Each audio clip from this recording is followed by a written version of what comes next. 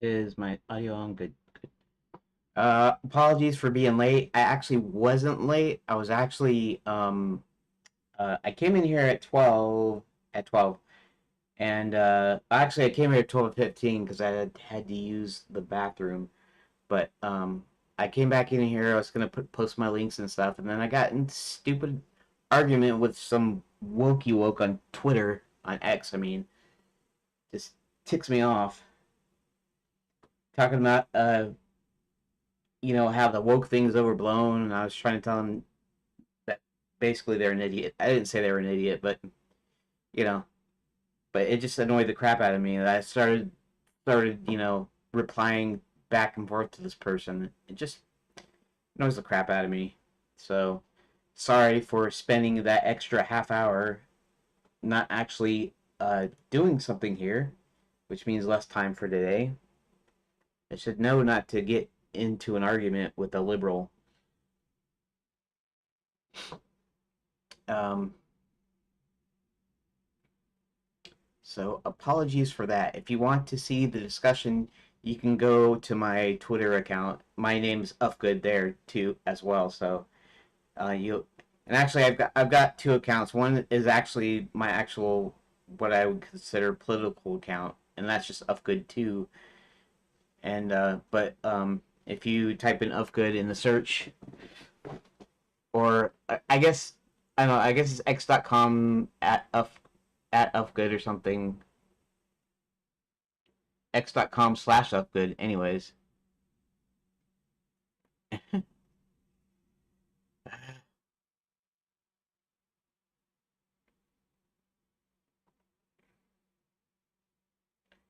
know what I think I'll do? I think I'll mute this person so I don't have to see their stupid post on my timeline. And mute just it doesn't actually block. So, um, I think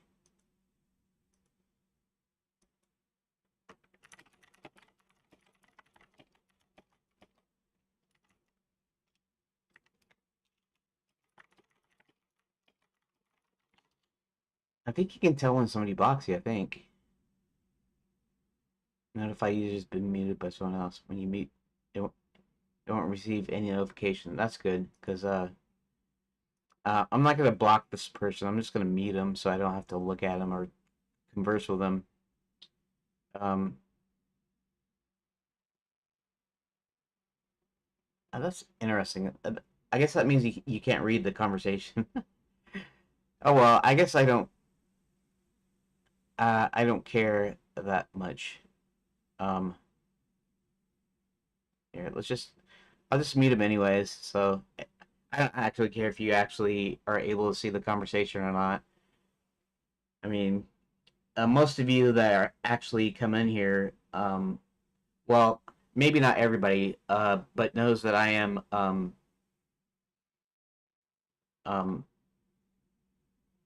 conservative, strong conservative, Republican, Christian, everything that you might hate. I won't bring that. I won't actually bring that into the stream though, or anything like that. So don't think I'm gonna start talking politics and stuff because that's not my intention at all. But I do frequently like to remind people that I am a Christian and I am conservative. So if you don't like people like that, then I guess maybe you shouldn't be watching my stream or listening to my stream. Not that I mind. I don't mind if even if you hate my guts and you're watching and listening to my stream. I mean that's fine. But I'm just saying if you don't like people that are conservative, then um then maybe you shouldn't follow them. That's all I'm saying. But I'm glad to have you here.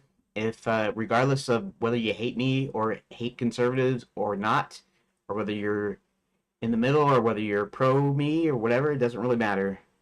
I'll be glad that you're here listening and or watching.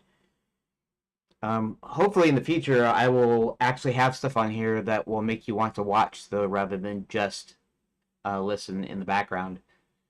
But I'm still here to put this um, to speak so that you can still put me on the background if you want to. So I'm not saying not to do that. I'm just saying hopefully I'll have something later where you want to actually watch what I'm doing, because this is kind of the point of this. But um, I'm glad for the, should I say grateful? I'm grateful. I'm grateful for the compliments that some of you guys have given me. And okay, so let's switch to desktop because you probably don't want to see my face as much. I know I was kind of joke about that, kind of self-deprecating way, but I'm not really just doing that just to be like whatever, self-deprecating or whatever. I'm just mostly saying you'd rather see what I'm actually doing rather than look at my face talking. So that's really all I mean. Okay, so what I've been doing, did I don't know, did I record like a video recap yesterday? Let me look here. Uh, OBS clips, and that was for the 4th, and today is the 5th. So apparently I did do. In fact, it's longer than the other one goes. All right, that's cool. That's cool. Okay. So yeah, apologies for still working on this blasted story part, this outline or whatever. But I got to get this right. It's like I said before. Sometimes you have to grind, right? You have to grind. You have to grind at the beginning of an RPG so you can get your experience up, get your skills up. I have to grind at this just so I can get things kind of going. Because everything after that is actually relatively simple or relatively easy, I should say. It's not it's never necessarily simple, but it's all pretty easy. If I need to figure out how to do something in code, I'll figure out how to do something in code and I'll do it. And it has an outcome. It has a definite thing that I work on it until it works, right? And then stuff like animation and stuff. My animation might not be that good, but I can do animation, and it will be okay. And I can always go and improve the animation. And it's pretty easy once I have everything like designed. You know. Um, anyways, that as long as I don't have to come up with stuff. Like right now, I'm coming up with characters and ideas and whatever. But this story part is going to take care of most of that, all except for what the characters actually look like. But this is also kind of helping to describe the characters and the locations, so I know exactly what I'm going to be doing in the future. And then the rest is just content, and the rest is just time rather than difficulty. This is the difficult part. The difficult part is me deciding whether or not I want to add a character in because it makes sense for my story, or I just want the character in for like in some of these characters. Well, almost all of these characters are the result of my mind thinking something was funny or interesting, and I create a character out of it. But um, most of the plot lines and stuff, I have to, I have to come up with something, right? Like Sir William. Sir William's really important to the story. He's always been there in the original conception of the game. They get turned into unicorn and all that stuff. Um, but um, he would work better as an NPC. But I have to decide that. Do I want him to be an NPC? Should I mean, maybe in some cases, some people would say he should be an NPC because like you said, you don't have anything for him to do other than he's reacting to what's happening. But since I deem him important to the story, um, I figure I want to be able to have people play his character, his story. So I have to come up with stuff. I have to come up with not just the stuff that happens to him, but the stuff that he actually initiates. So, and that was kind of the foremost thought, even for the villains, is that they all had a motivation and a story and a goal they wanted to accomplish, and whether or not they get it or not. And of course, the heroes they win, so they get to accomplish their goals. The villains they lose, they don't get to accomplish theirs. but they still have a motivation to do it. So, I figured that was important. But just coming up with all this stuff is just is it's just like what I did yesterday. What I did yesterday is I actually came up with the system of how people get their tickets into Enchanted Lands. I didn't do that before. I was focused on the story and what the characters were doing, but I wasn't focused on the mechanism because Hubert still needs to get a ticket to John in order for him to come in there. Otherwise, he can't come into the land. You can come into the land. You can open a portal if you have Quicksilver on your person, and it doesn't matter what form it's in. But the ticket's just convenient because it's like, since it's a resort, it's your ticket to get in. It's your ticket to get your rooms and whatnot. So I had to go, well, you know what? I need to find a way of getting that to John, so that's important to the story here. That's something that you have to do in the story. So then I need all the supporting backstory in order to give it a logic and to give it a completeness, right? So I had to think, well, okay, so how does this work? How do people get into Enchanted Lands? They have to have this ticket. Well, how do they get the ticket? Well, normally when you go to a theme park, uh, you have to either walk up to the ticket booth and get tickets there on the day, or you have to send off for them. You call in before we had the internet, and then when the internet, you could actually buy tickets online, get them sent to you, or just link to your card even. I mean, it's modern ways of doing it, but it's still kind of like the same process. But because we're in another realm, we're in this realm. We're not in Enchanted Lands. We don't have magic here. They have to find a way of getting it here. So the way to get it here would be to have some sort of magic that sends things here, or go through a portal, go through some way of transporting yourself here, and then giving tickets and ticket money and that sort of thing. And so that's what I thought of. I thought up. Okay, so they have to come in here. They have agents come here. They have an extensive intelligence network that shows if you're rich or not. If you're rich enough to be able to buy a ticket, then they have to come through on a portal. They take your money. You sign some papers. Each get a copy of the papers, and then later you get your tickets.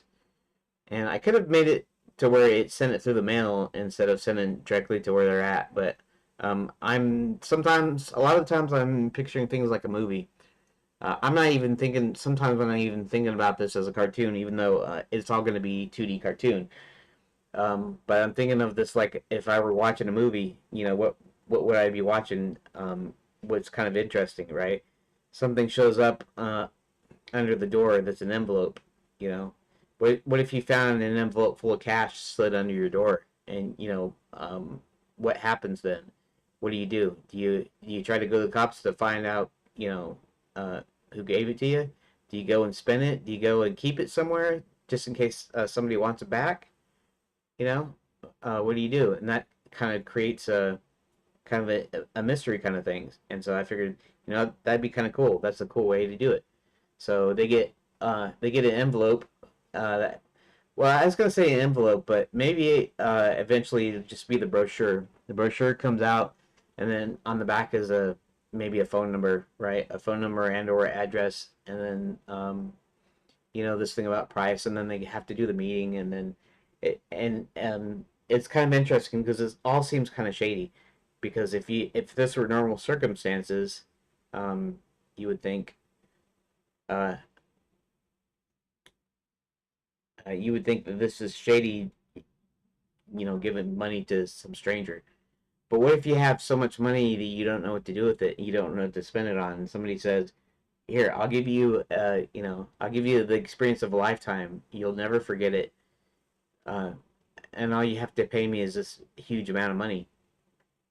Do you take the chance? Do you take the chance that he's just a thief, or do you take the chance on an off chance that it's really legit, and it's the start of a wild ride kind of thing. So I don't know. What I was just doing. I was just trying to get you in my mind into my mindset about how I came up with that.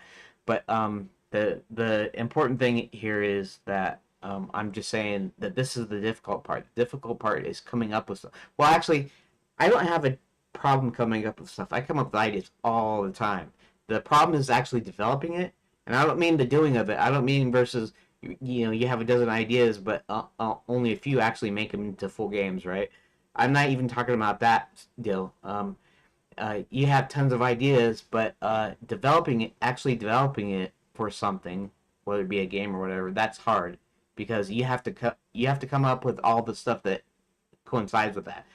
I see something in my head. I see a little, you know, um, for a while, the original idea that Enchanted Lands was a tourist resort or was a Magic Kingdom that switched to tourism to make money. I thought that was a kind of a funny idea, and then so uh, I'm going, okay. So how does this guy get into how does he get into Enchanted Lands and stuff? At this point, John was going to be the only playable character, and it's going to be pretty standard adventure game. Um, and so then I had the scene play in my mind, like a movie sort of, you know, and that is he opens the portal, and actually I had different variations. One was that he had to get a book from the library, and in fact, this is what I was going to do originally, to have you get acclimated to how the UI works and stuff. And is I was going to have you play the little portion before he actually gets into Enchanted Lands, where he's at home and he works at a library and he goes home and he needs to check out a book and so I had all this whole things. You had to go home, get your library card. You had to get this, that, and the other thing. You had to go back, and then you go to the book, and then you open it up, and it's got some medallion or coin or something in it, and uh, then a portal opens, and then it looks like the inside of a train cabin. So then he goes in there, and he sees various creatures and people sitting on the train.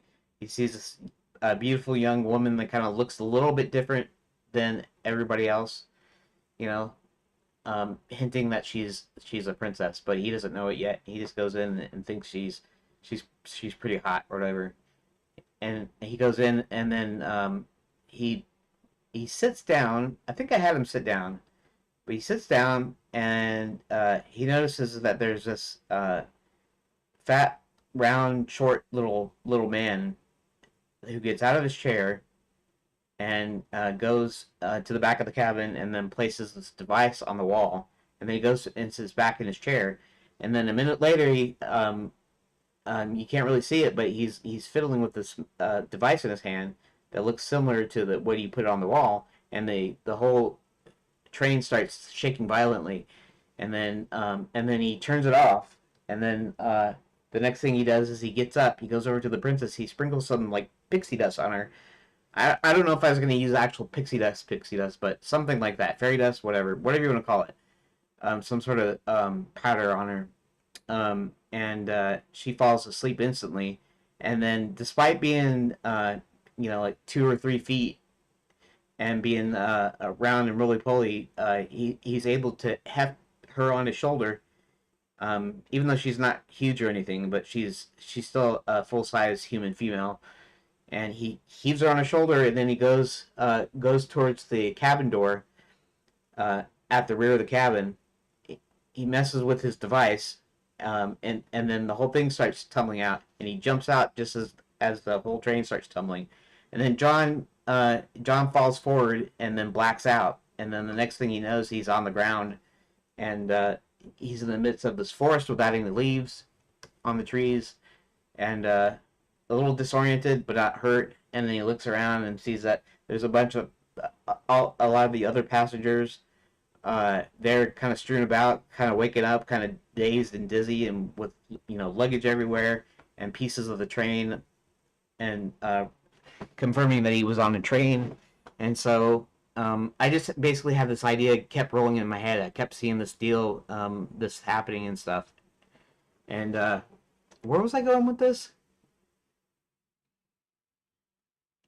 Oh, well, anyways, so I don't see everything that's going to go on, but I have like an idea for a scene, and watch it like a movie in my head. And so, and this can be triggered by anything. It could be triggered by some book I read, some movie I watched, some music I heard. Sometimes when I listen to music, I can see a movie playing in my head, and so then I kind of mold this idea around in my head a lot of times until I have to tell somebody, and either tell somebody or write it down. In this case, I actually wrote it down. In this case, I think I actually told my dad, and then I wrote it down.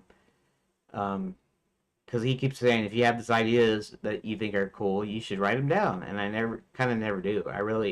I mean, not that I've never done that, but I kind of don't do that usually. And so that's how my mind works. But all the stuff that comes along with it, what does the castle look like? Where is it located? Where are the locations to each other? Do I know where this forest is, without any leaves on the trees? Where is it in relation to the castle? I have these four schools and this four areas. How are they situated? You know, and and then you have to come up with all the support stuff. You have to come up with the backstory. You have to come up with the whys. Why has the resort closed down? Well, it's been closed down because this guy named Max came in and somehow convinced the king to sell it to him. Of course, you find out that this is actually a puppet king and not the real king. So somehow he got rid of the real king, and he brought in this puppet king who sold enchanted lands to him, and now he owns enchanted lands. Now he's closing down all the schools and stuff, and you know, um, what's he doing? And I have to, kind of think of all the stuff. Well, what makes this so important? What makes this story so important, or this time period in the story that's so important? Well, he was banished before for doing a similar thing, and this time the idea is he's got all of his bases covered. He takes care of the king. He takes care of Hubert, which he has Violet go in and take half of Hubert's magic. He takes care of Sir William, because Sir William was the leader of the armies that defeated him back in time past. And then, and I actually had a motivation for all these guys doing what they did, kind of thing. But you still have to come up with a lot of the stuff. Um, you can only come up with so much, and sometimes with a story, you don't need to come up with that much detail, especially not like a screenplay. If you're doing a movie screenplay, it's usually just like setting, a brief description of your character, and half the time they want it as vague as possible so that they can cast like any actor, for instance. This is back before they got woke, and um, you know, started saying, uh,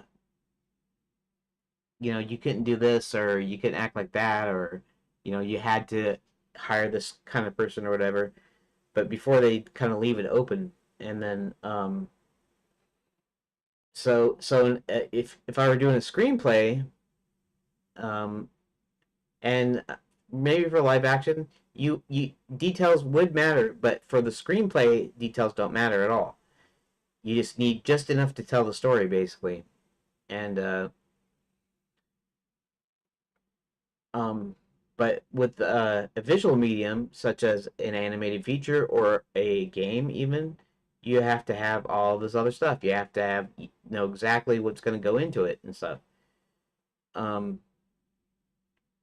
Now, you could say you need to know exactly what's going into like a movie, for instance, but each of the parts only needs to do each of the parts. In other words, uh, I write, uh, you know, a space opera, uh, an X-wing. There's an X-wing.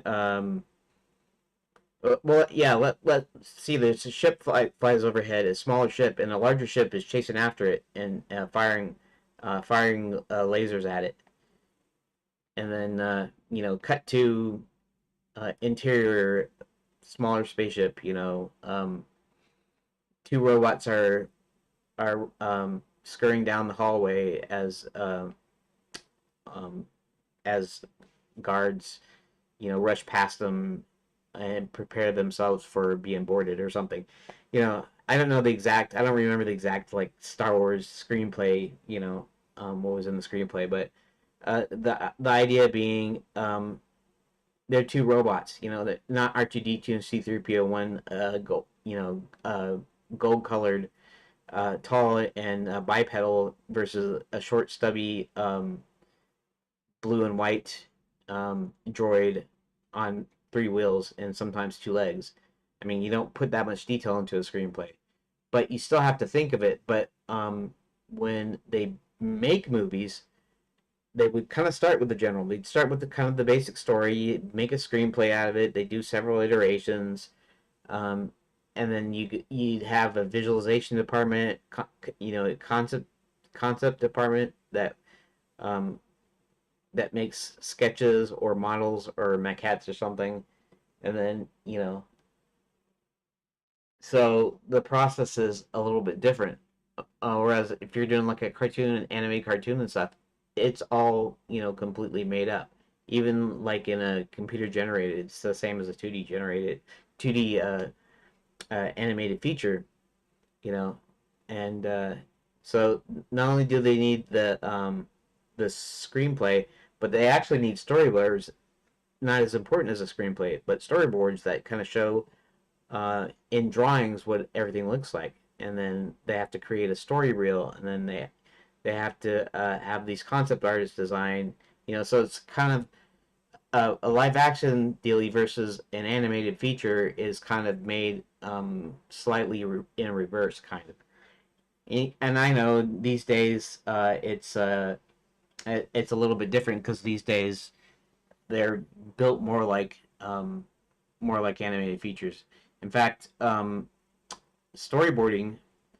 Um, Now, this is credited to Spielberg. I'm not sure if Spielberg did it before Lucas did. Um, but it said that Spielberg liked Disney so much that he would storyboard his movie. Actually, storyboard it, and now it's common practice to storyboarding. In fact, now it's even a little bit different because we got computers and stuff. So they do a storyboard phase, and then they do a um, like what they call previs or whatever, where they kind of block in stuff, and it's a lot more like an animated feature used to be. But storyboards used to be exclusively for animated features. Why? Because all of it's visual, all of it's drawing images, and so they had to kind of start with a visual, basically.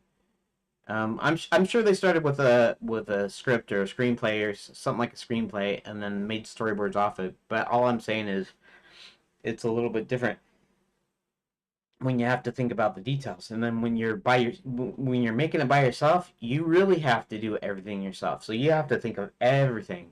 So I have to think of all the backstory, the history, what happens up until this point. What everything looks like, where everything is located. What order is everything in. And so that's kind of the hard thing. And I guess I've been rambling now, and it's shoot, I'm not getting anything done today, am I? And that's usually what happens with me. I need to start making some real progress on this though, and I need to be done with editing. I'm on like 23, I think. I think I'm on update 20. Uh, let's go to dev stuff. Let's go to Blender projects. Okay, so I'm on update 23. Now I have 24 and 25. This will be 26 for this week. But so I'm almost caught up with those. I need to get those done so I can upload the updates to get more viewers. But yeah, so I guess I need to get to work, and I'm gonna get to work right now. And apologies to anybody that's just getting bored with me talking. Okay, so At Fairy God College, an old friend tells Hubert Violet is back and forcing students to become evil witches. Trying to force students to become evil witches. And I don't think she's doing a very good job, though. Trying to force. There we go.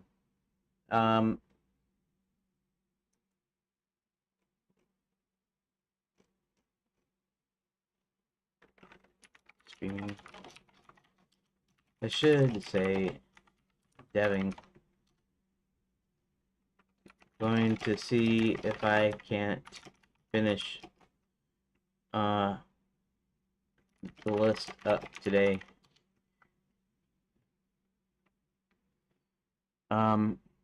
Okay. 27. Roland notices all the people working the mines and finally spots a giant chained to a smelter.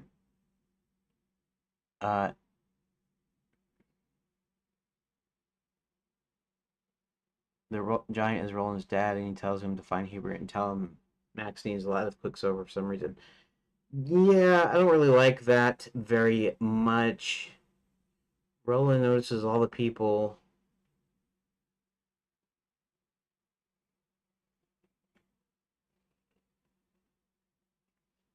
Let's put something else in here.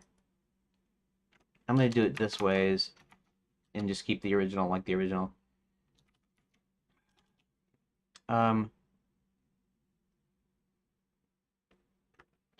After having gone through the secret entrance from the dwarf mines to the gnome kingdom.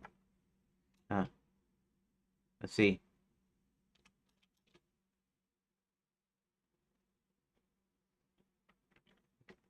In the gnome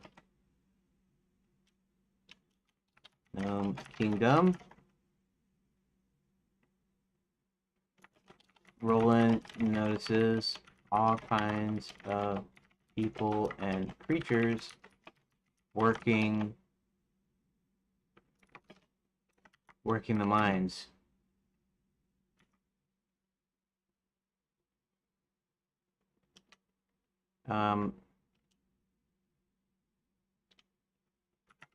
Okay, all kinds of people, creatures working the mines.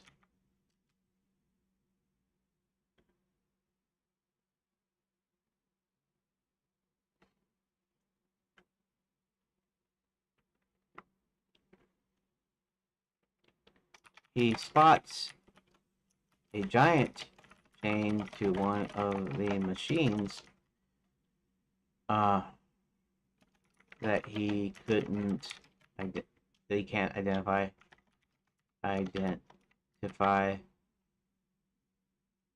and starts walking towards him.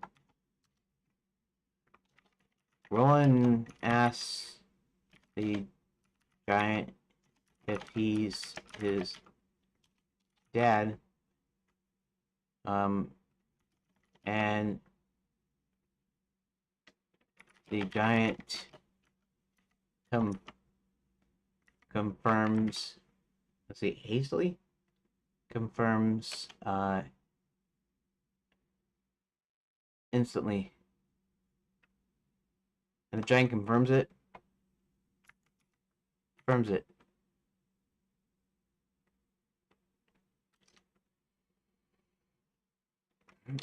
Turns out that Roland's dad is also named Roland. Well, I don't know if that even matters. That doesn't even matter at this point. I'll write it in later on the page, but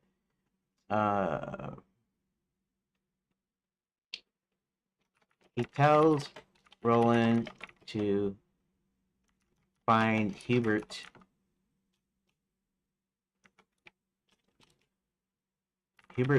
Halfway, the wizard,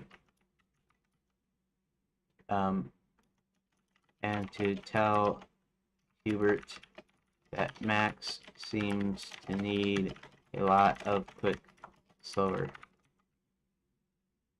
And I'll leave that for some reason to be implied. I don't think that's ambiguous, so ambiguous? Yeah, ambiguous. Anyways.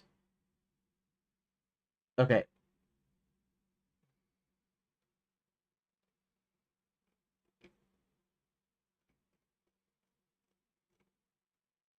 All right. 20, 27, 28. John and Hubert rendezvous at Scarborough for chicken at the Renaissance Fair. Okay, so we know it's the Renaissance Fair. I guess I don't really need to tell you the actual location at this point. This is like an internal document. So if I was working at a company, only the people in it would be able to see it that worked in the company. And it doesn't matter that's not super detailed. Presumably there'd be some sort of maps and charts and things to tell somebody what it means. But what I call the Renaissance Fair, I'm gonna have two names for it as kind of a joke. I'm gonna call it the Renaissance Fair because it's a medieval kingdom, a medieval style kingdom. So a Renaissance Fair to Renaissance Fair just sounds either very meta or very humorous, right? And then the other nickname it sometimes get is Orthogon Alley, and Harry Potter, Diagon Alley. I just thought this would be a funny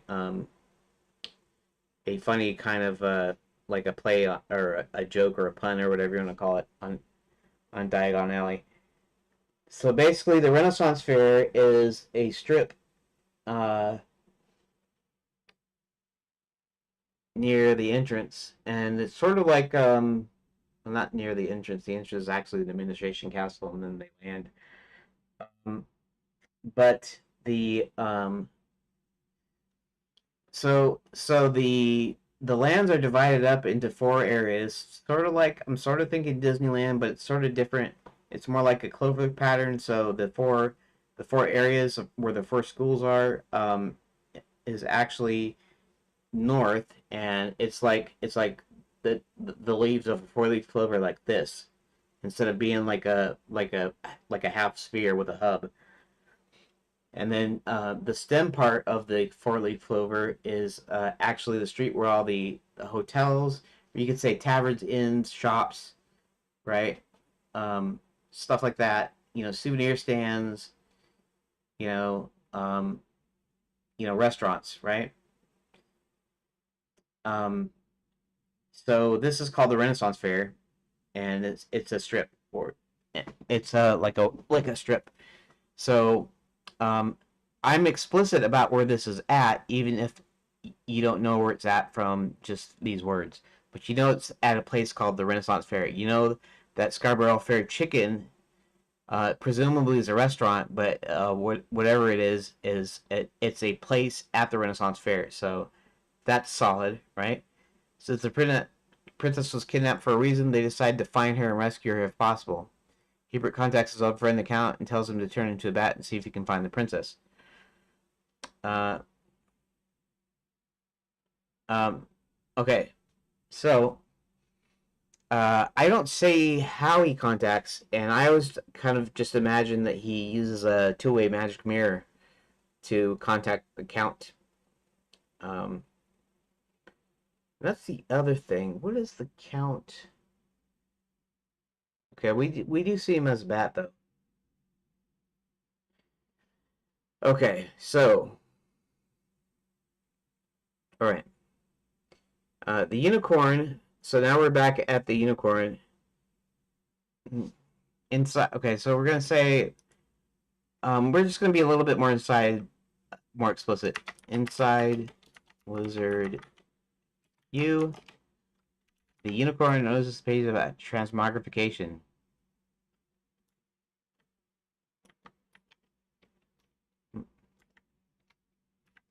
Okay. Using his horn to turn the pages, he reads that Anyone can be turned into anything, even a unicorn. Okay. Um, I'll just say any unicorn. He's gonna look at the thing. It's gonna say, you can turn somebody into a toad, into this, into that. You could even turn them into unicorns. So you get this idea that this is kind of what happened to him. After closing the book, the unicorn notices the picture appears to be. After closing the book, notices the picture appears to be the same lizard who had his painting defaced. The dust jacket reads, Hubert Halfway resides with his spellbooks at a house near the edge of Lapswood. Okay, so now you have like the location and stuff here of where he's gonna go, and some of this is gonna be hints. So in the game, it might be part of the puzzle. You're gonna have to figure out where to go, but should be enough of a hint. You need to find something called Lapswood. I don't know if I have a book there or a map on the wall or whatever that maybe shows where it's at. I might do that.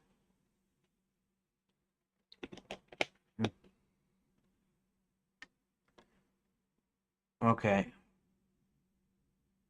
After reading that, the unicorn heads out only to be chased by the Black Knight, who chases him into Lapswood.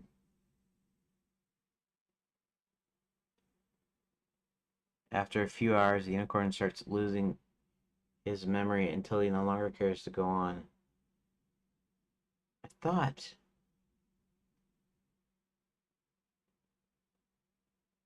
Hmm.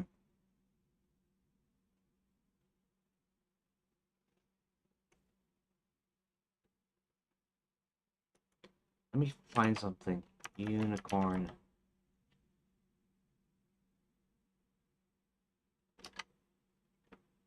Let's go all the way up. We're at line 30. Steps to the pool. Goes to Wizard U. Push open the door. Painting. Inside Wizard U. After reading that, heads out only to be chased by the Black Knight.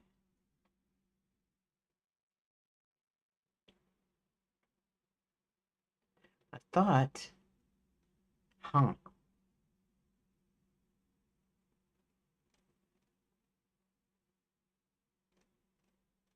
I thought this was already a cutscene. Then isn't this one of the things I changed? I don't have to bring Grok up. I was gonna wait until I, got to a point so I don't waste my 15 questions, but notifications, uh, Grok. Okay. Now let's check out my history. Let's see if this is the full thing we're looking at.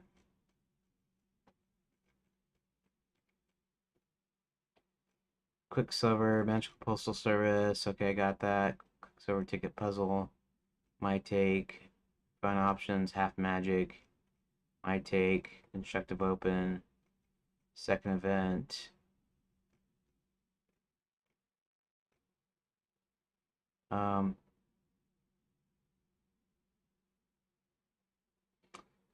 Let's see. I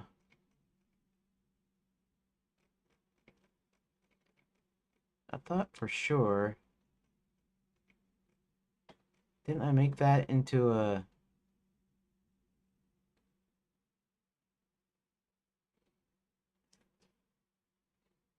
on the lapse flood?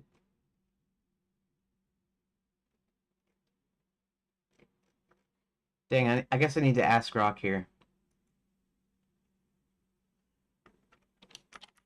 We discuss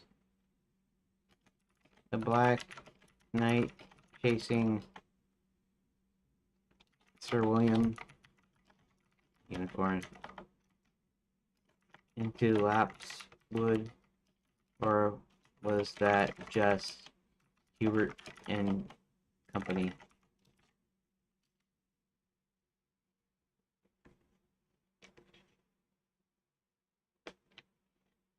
See if it remembers. Right? I mean, it won't remember. It'll go through the thing and tell me.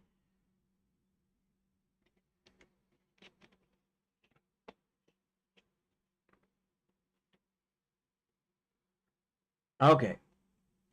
Yeah. Doesn't look like many people are watching, which is okay. Or listening.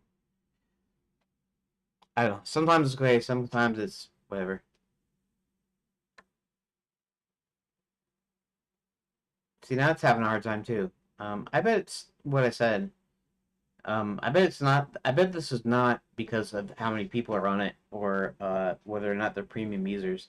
ChatGPT does this. After a certain while, it just takes a long time because it has to go through the conversation. Then it has to come up with something based on that, based on what I already said. The longer the conversation, the longer it takes to do it.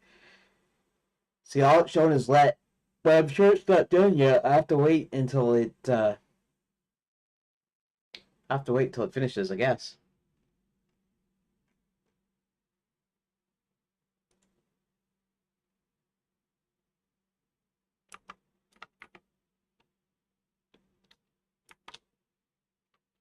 Okay, let's rewind and check.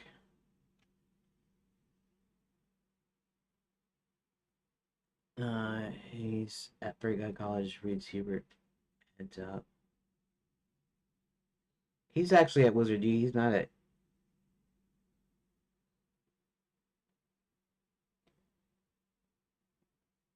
Rise up on his black charger. Cutscene. Okay.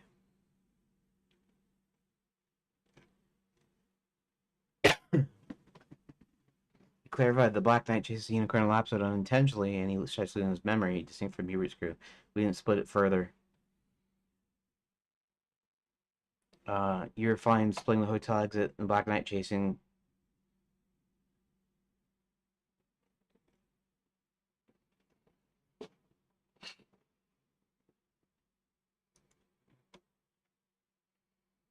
Hmm. Okay, you.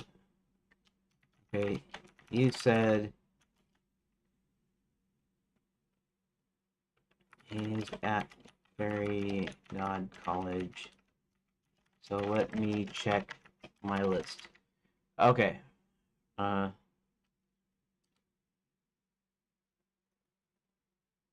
Um. Okay. Let's go to 30.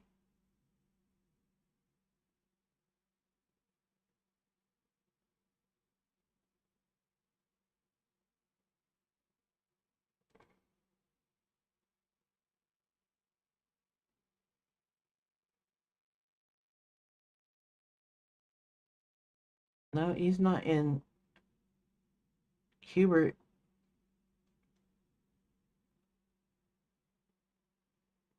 Says to go to Wizard U.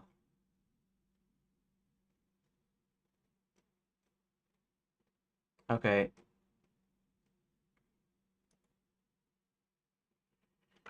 Actually, uh,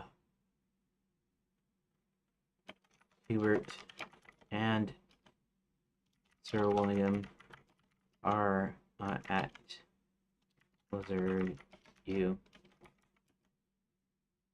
And that's the way it is in my list.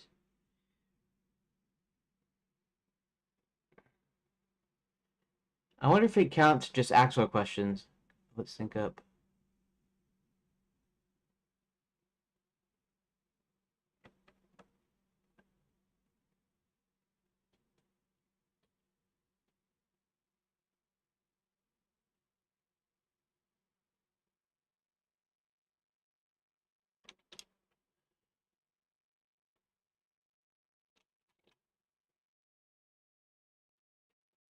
Um,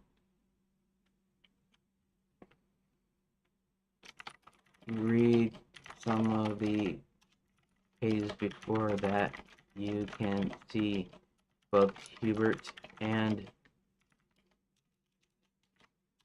Sir William are at Wizard U.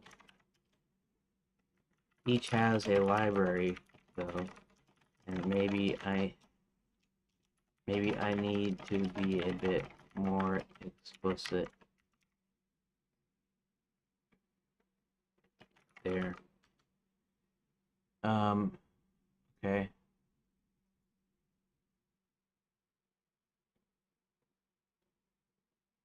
Done.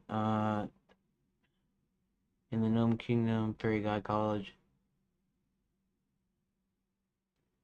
Hubert is at Fairy God College. After.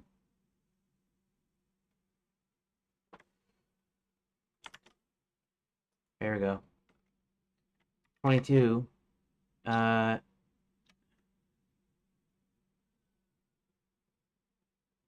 Hubert sneaks into Wizard U, examines Hall of Fame paintings, one is missing.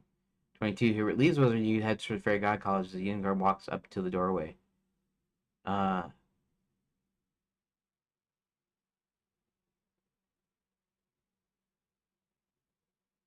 No. He's kind of, or it's kind of wrong.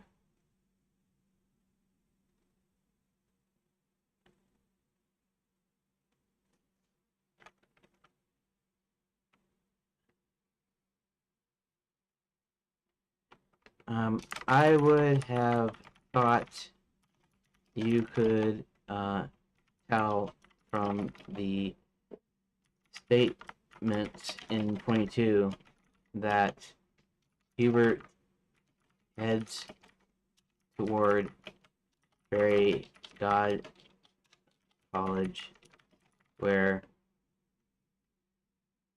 Sir William walks up to the door of Wizard U. But maybe I need to modify it.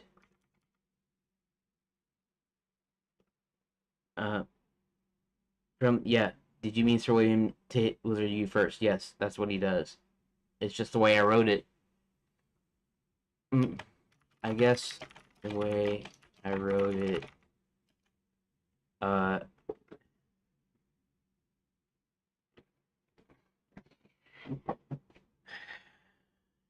doesn't make this clear.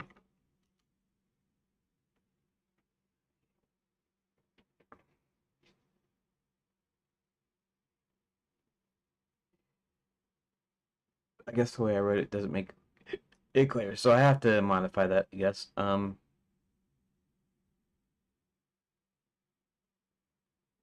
Here, I'll do it this way, so I'll change it. You don't need to change anything, but I will change it here.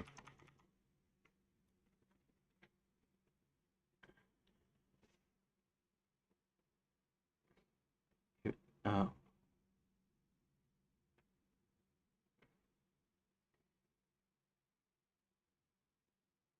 So I assumed. Okay. Yeah, why it's unclear. I know it's unclear. I don't know if you want me to read this out for you.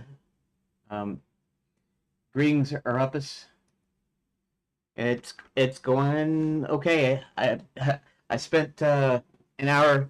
I spent half an hour arguing with somebody on Twitter /X, and then I started doing this, and then I started talking about how I come up with ideas and stuff, and I'm not actually working on the game, but now I'm actually working on the game here again. So I'm still working on my story outline.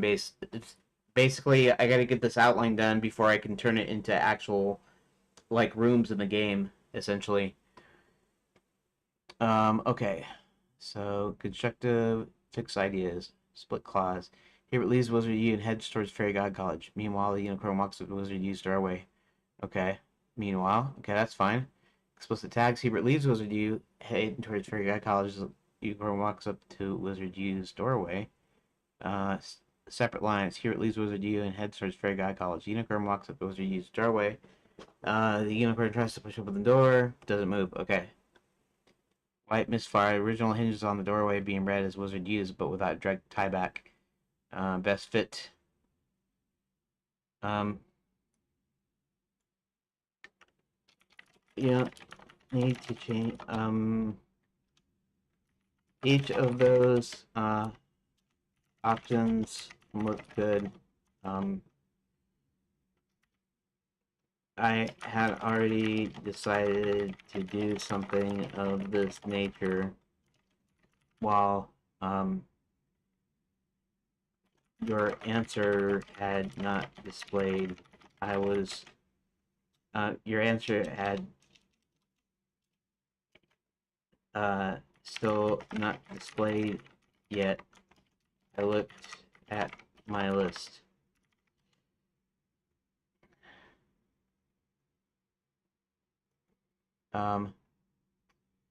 Okay.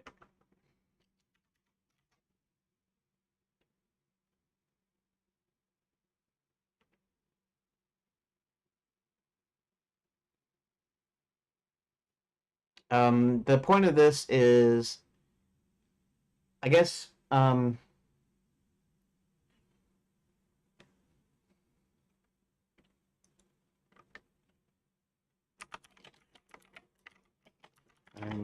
hold on, I'm responding in text here.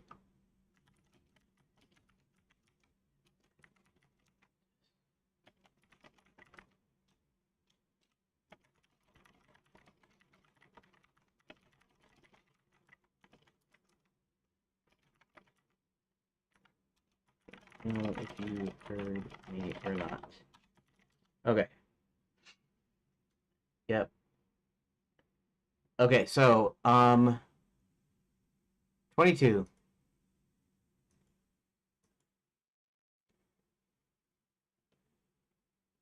So okay, so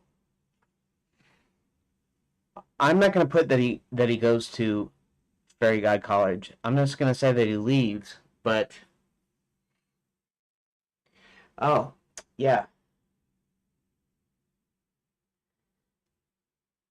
How okay, so how would you do that? You're right. Okay, so let's say it's the full point and click, and you leave, you click on the door to go outside, and then you go to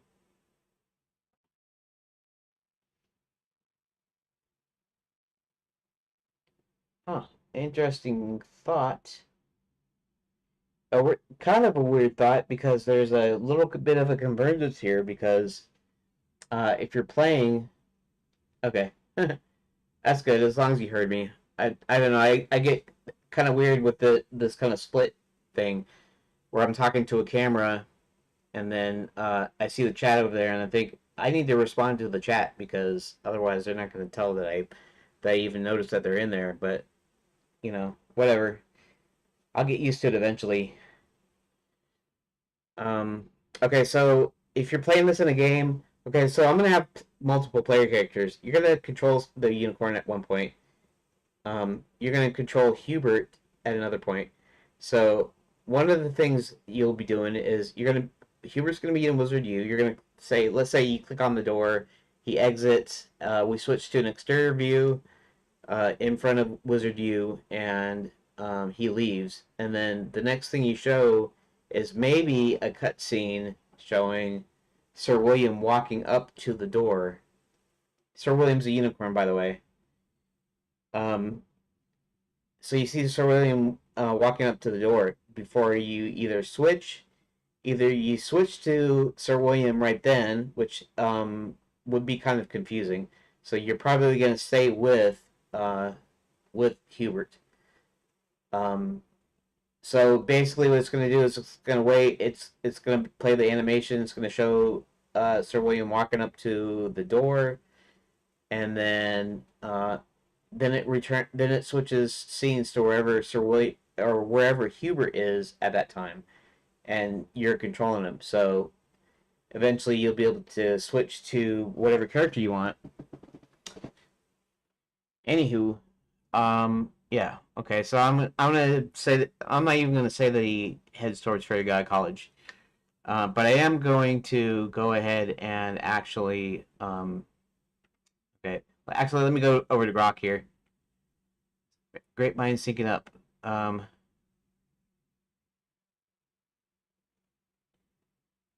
Tweaking even before my reply. Once you have it in hand, check your list. Trust you're rolling with something.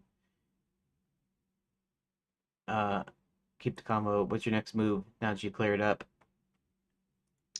I'm still going through locations, but actually, I've decided to leave out that Hubert is heading toward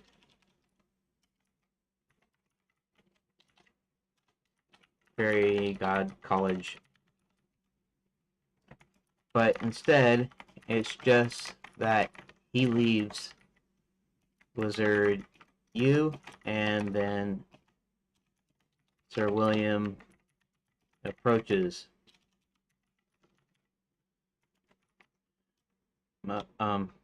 Approach. Wait a minute. Approaches. There we go. Two P's. Sometimes I don't know how to spell stuff. But instead it's just like that. It's just that he leaves Wizard U and Sir William approaches. Then when Hubert let's see. Then when we catch up to Hubert, he's going to Fairy God College. Give me a few minutes as I continue through the list. Ooh, it's raining. It's raining pretty hard outside. I am in Central Florida in the US of A, which is on the east coast of the US. And right now it's raining hard. It rains quite a bit down here in Florida. It rains hard, it rains fast, even though the weather is hot sometimes. Got smart pivot. Keeps it tighter. Okay, so now let's go back to this here. 22. As Hubert leaves Wizard U, the unicorn. I guess I'm capitalizing his name because unicorn, because he is an actual character.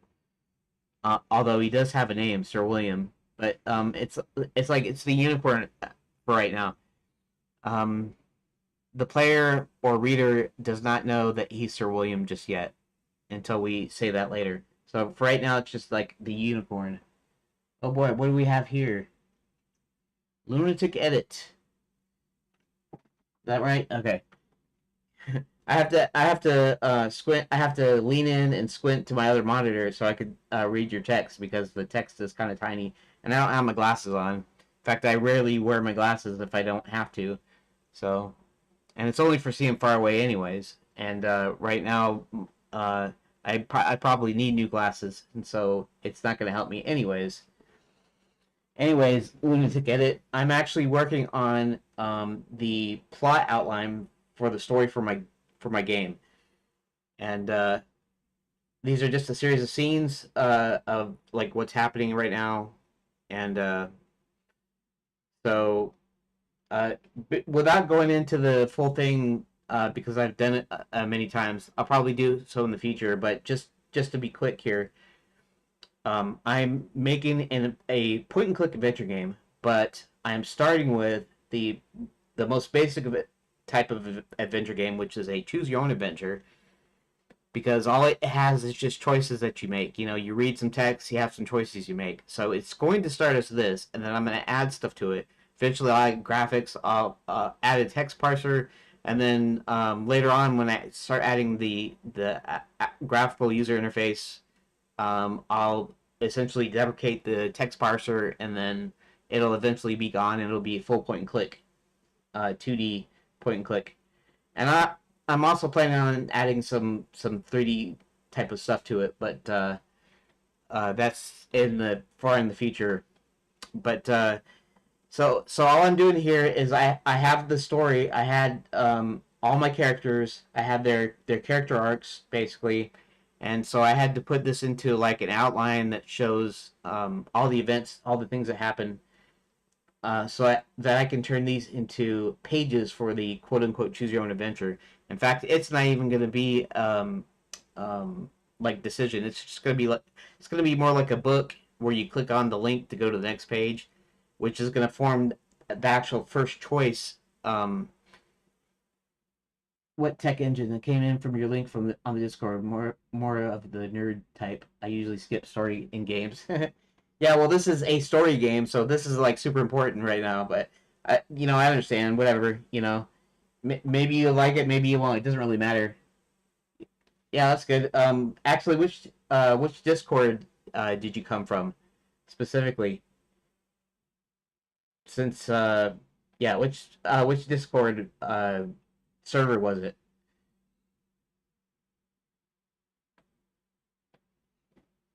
I also kind of wonder.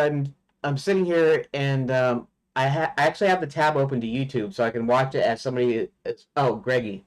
Yeah, that's cool. Do you use a different name, a different nick or username or whatever you want to call it on Greggy's Discord? Do I know who you are already or okay? Lunatic edit on that one. Okay, cool, no problem. Um, so what I'm using is I'm actually using Redot, which is a fork of Godot. If you know what Redot is, it's essentially just Godot. It just been essentially rethemed at this point until they start actually making changes and diverging from it. And I already have like this basic little this little framework for the here I'll go to the screenshot um for the choose your own adventure phase. This is phase one. Once I got it in here, the second phase is where I separate directional controls from the actual choices, and then the third one is multiplayer character, multiple player characters, and then the fourth one I actually start introducing graphics, like basic graphics. Yeah, yeah. Actually, what they said was that is kind of what that was kind of the catalyst that kind of that was the thing that made them just decide to go ahead and do it. I guess there's been some long-standing issues with Godot that they never fix, and so I guess the devs were kind of annoyed that they didn't fix them, and so their whole goal to fork it originally, I guess, was to fix these long-standing issues. Here too, although I'm not a fan of the engine. Yeah, I'm mostly using these engines because they're free. Um, we have that Unity debacle, and then I could use Unreal, but I'm on Linux right now, so it'd be a little bit tough to use uh, Unreal Engine itself. Even though you can actually use it on Linux, but I think there's some stuff I have to go through. Uh, One issue is it corrupts your project randomly when you move nodes in the tree. Don't worry, man. Use what you want. No judgment. Yeah, yeah, no problem. I was just giving you an idea of why I was using it. That's all.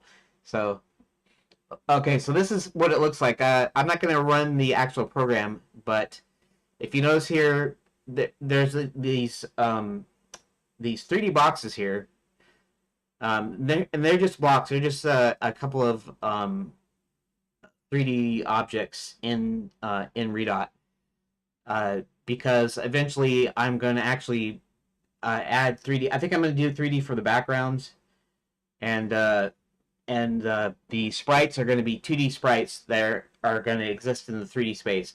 I want to use the 3D space for free parallaxing when I move the camera, and just so I have a good sense of where it is in the scene and stuff, so I don't have to deal with like levels, like Z levels and layers and that sort of thing. But also I want to eventually make the backgrounds 3D models so that it looks and texture to look hand painted. So when you're looking at it and it's not moving, it looks like any other cartoon or game, 2D animated game. but then when the camera moves, then you'll see everything move in perspective. I think it will look pretty cool. It's not exactly like a 2.5D game. But it's more of just trying trying to have a little extra stuff with the camera movement and whatnot. So mostly it should just play like a regular standard 2D point and click. Um, and so if you notice here, it's just text over this 3D background. And that's the first one is going to be like this. Hit 1 if you wish to visit Hubert's abode, right? I hit 0 to quit. And I got all this works. And so now I'm just working on the story part here. And I'm trying to make the locations more explicit so that when I switch to making the actual scenes, um, I have a proper page split basically.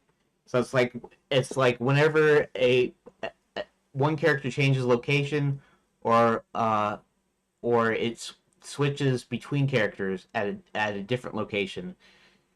So that's what I'm working on now, and some of this is kind of ambiguous.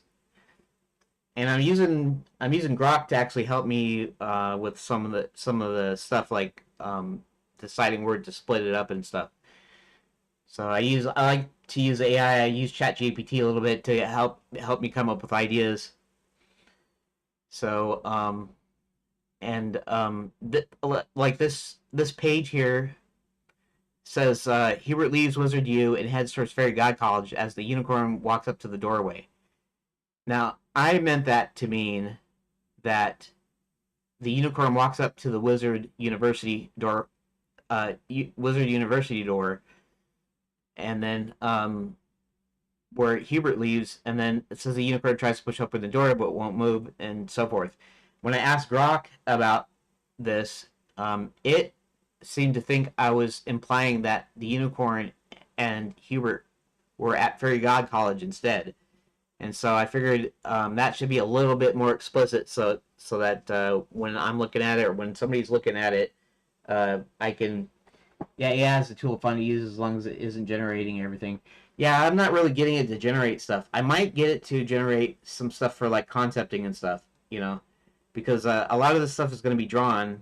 The backgrounds will be drawn at first, so they won't necessarily be 3D models, but I might do some concept stuff with a AI image generator. I'm not sure because I've never used one, but it looks like it might be a useful tool for that. So I am switching this to leave out the Fairy God College part, and when I pick up with Hubert later on in the story. So as Hubert leaves Wizard U, the unicorn walks up to the door. Okay, and then so let's put this on a new line here. The unicorn. I have a ton of characters here. The unicorn is actually, his name is Sir William. He was a knight, and he had kind of a big ego, and a witch turned him into a unicorn. And then we have the Black Knight, who's this villain that kind of works for my main villain, and he hunts unicorns down. So they actually wanted to get rid of Sir William because he was the one that led the armies against them. I got this whole backstory. I got this whole story. You can look at some of the other streams, or you can watch a few of the updates when I actually upload. So I took the streams and I edited them down, but I haven't uploaded any updates just yet. Like they're essentially devlogs, right? But and then as I go along, I'll probably re-explain the story at some point. I'll re-explain all the characters and stuff, but I'm not just doing it just right now. So Sir William, his whole goal is to try to be restored back to a human. He wants to find somebody that'll help him. And at this point, he's heading towards Wizard U because he got the hint that maybe there's somebody at Wizard U that could help him because they're full of wizards there, basically. And I guess I could tell you the idea of the whole game, the whole story, briefly. But Enchanted Lands Magical Resort is a is a tourist resort that used to be it was a Magic Kingdom that turned to tourism to make ends meet, so they wouldn't have to tax it, their citizens. And everything's going swimmingly for a while until a mysterious guy comes in and then gets the king to sell him enchanted lands, and so now he closes everything up.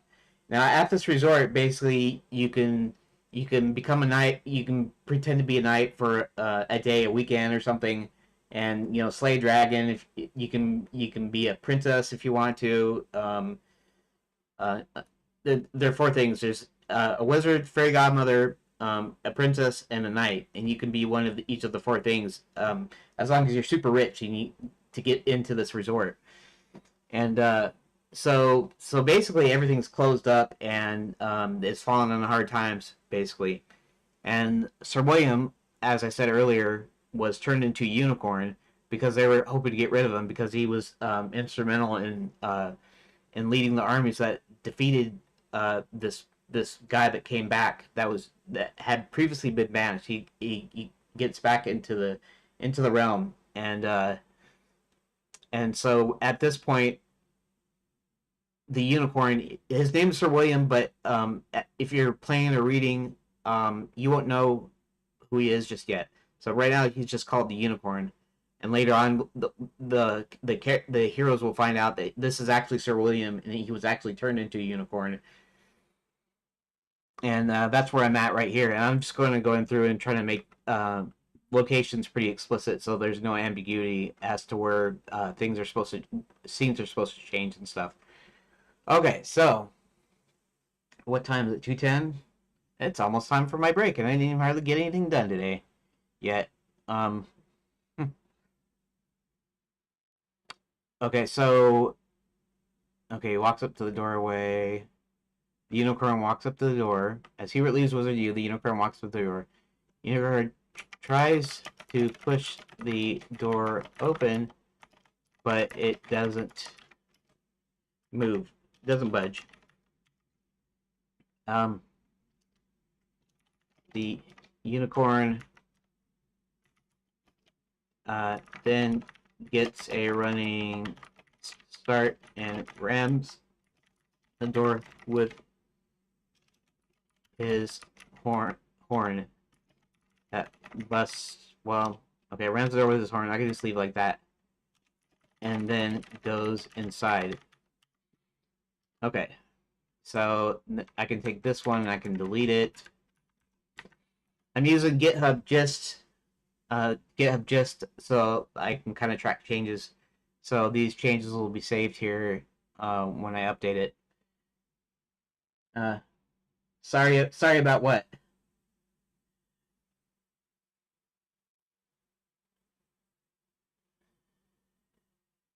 What are you sorry about? I'm actually not used to the delay here too. I have a feeling that when you see it is when I see it, and there's something like a 20-second delay. I don't know exactly. Oh no. That's you're fine. You're fine.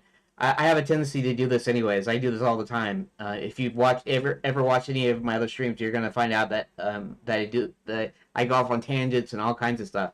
So you're not really slowing me down. You can use Git locally to track changes as well. Well, yeah. I actually have now actually, well, yeah, Git itself. Yeah, I could use Git itself, but I'm kind of lazy and to actually learn Git proper. So, but I do have an account on GitHub, and I have. You can actually, if you want to even look at it, you can actually look at the project. It's in Redot, but in Redot, but if you notice, it says project.godot because it still uses that file.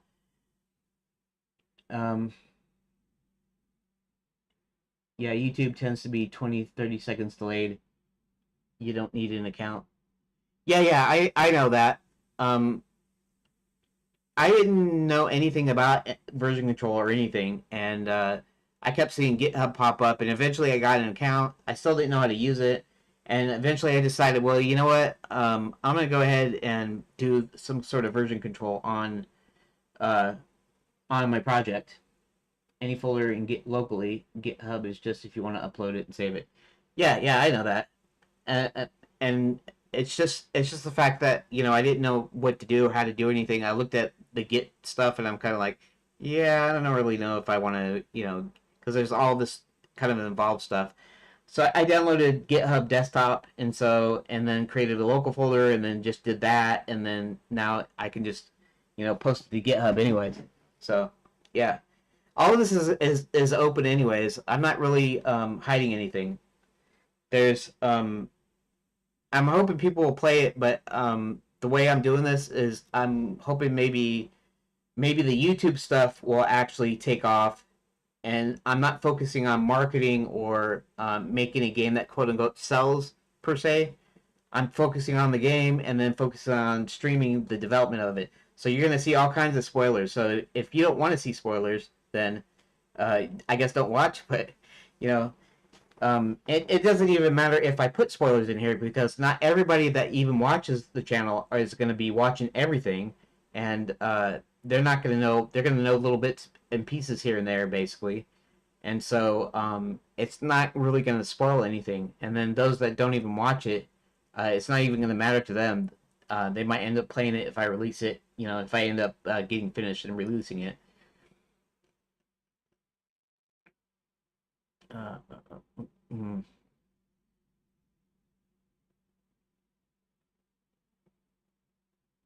um, what's going on here? Okay. If you're making a game that sells, you need to make it have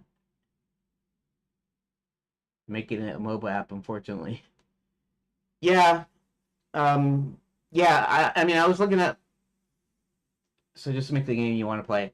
Yeah, I mean that's sort of what I'm doing.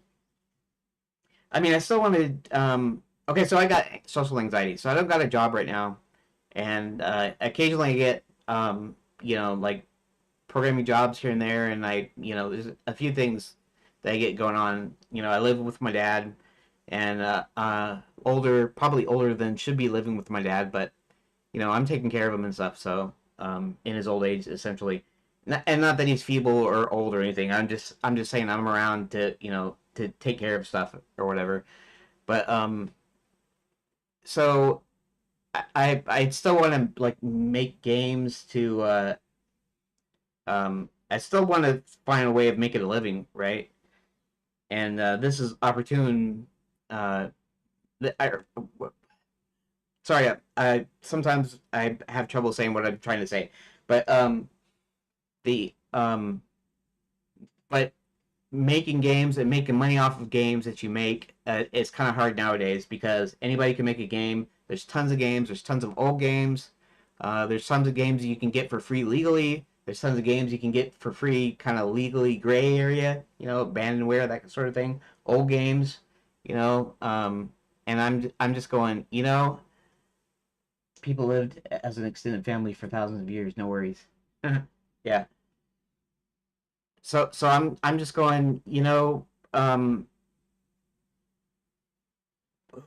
actually makes the money? Well, actually, YouTubers, a lot of YouTubers make money, and I'm not talking about the big Mr. Beast, goofy, uh, you know, stunts event kind of YouTubers. I just mean just regular people either doing new like political commentary or you know streaming video game playing.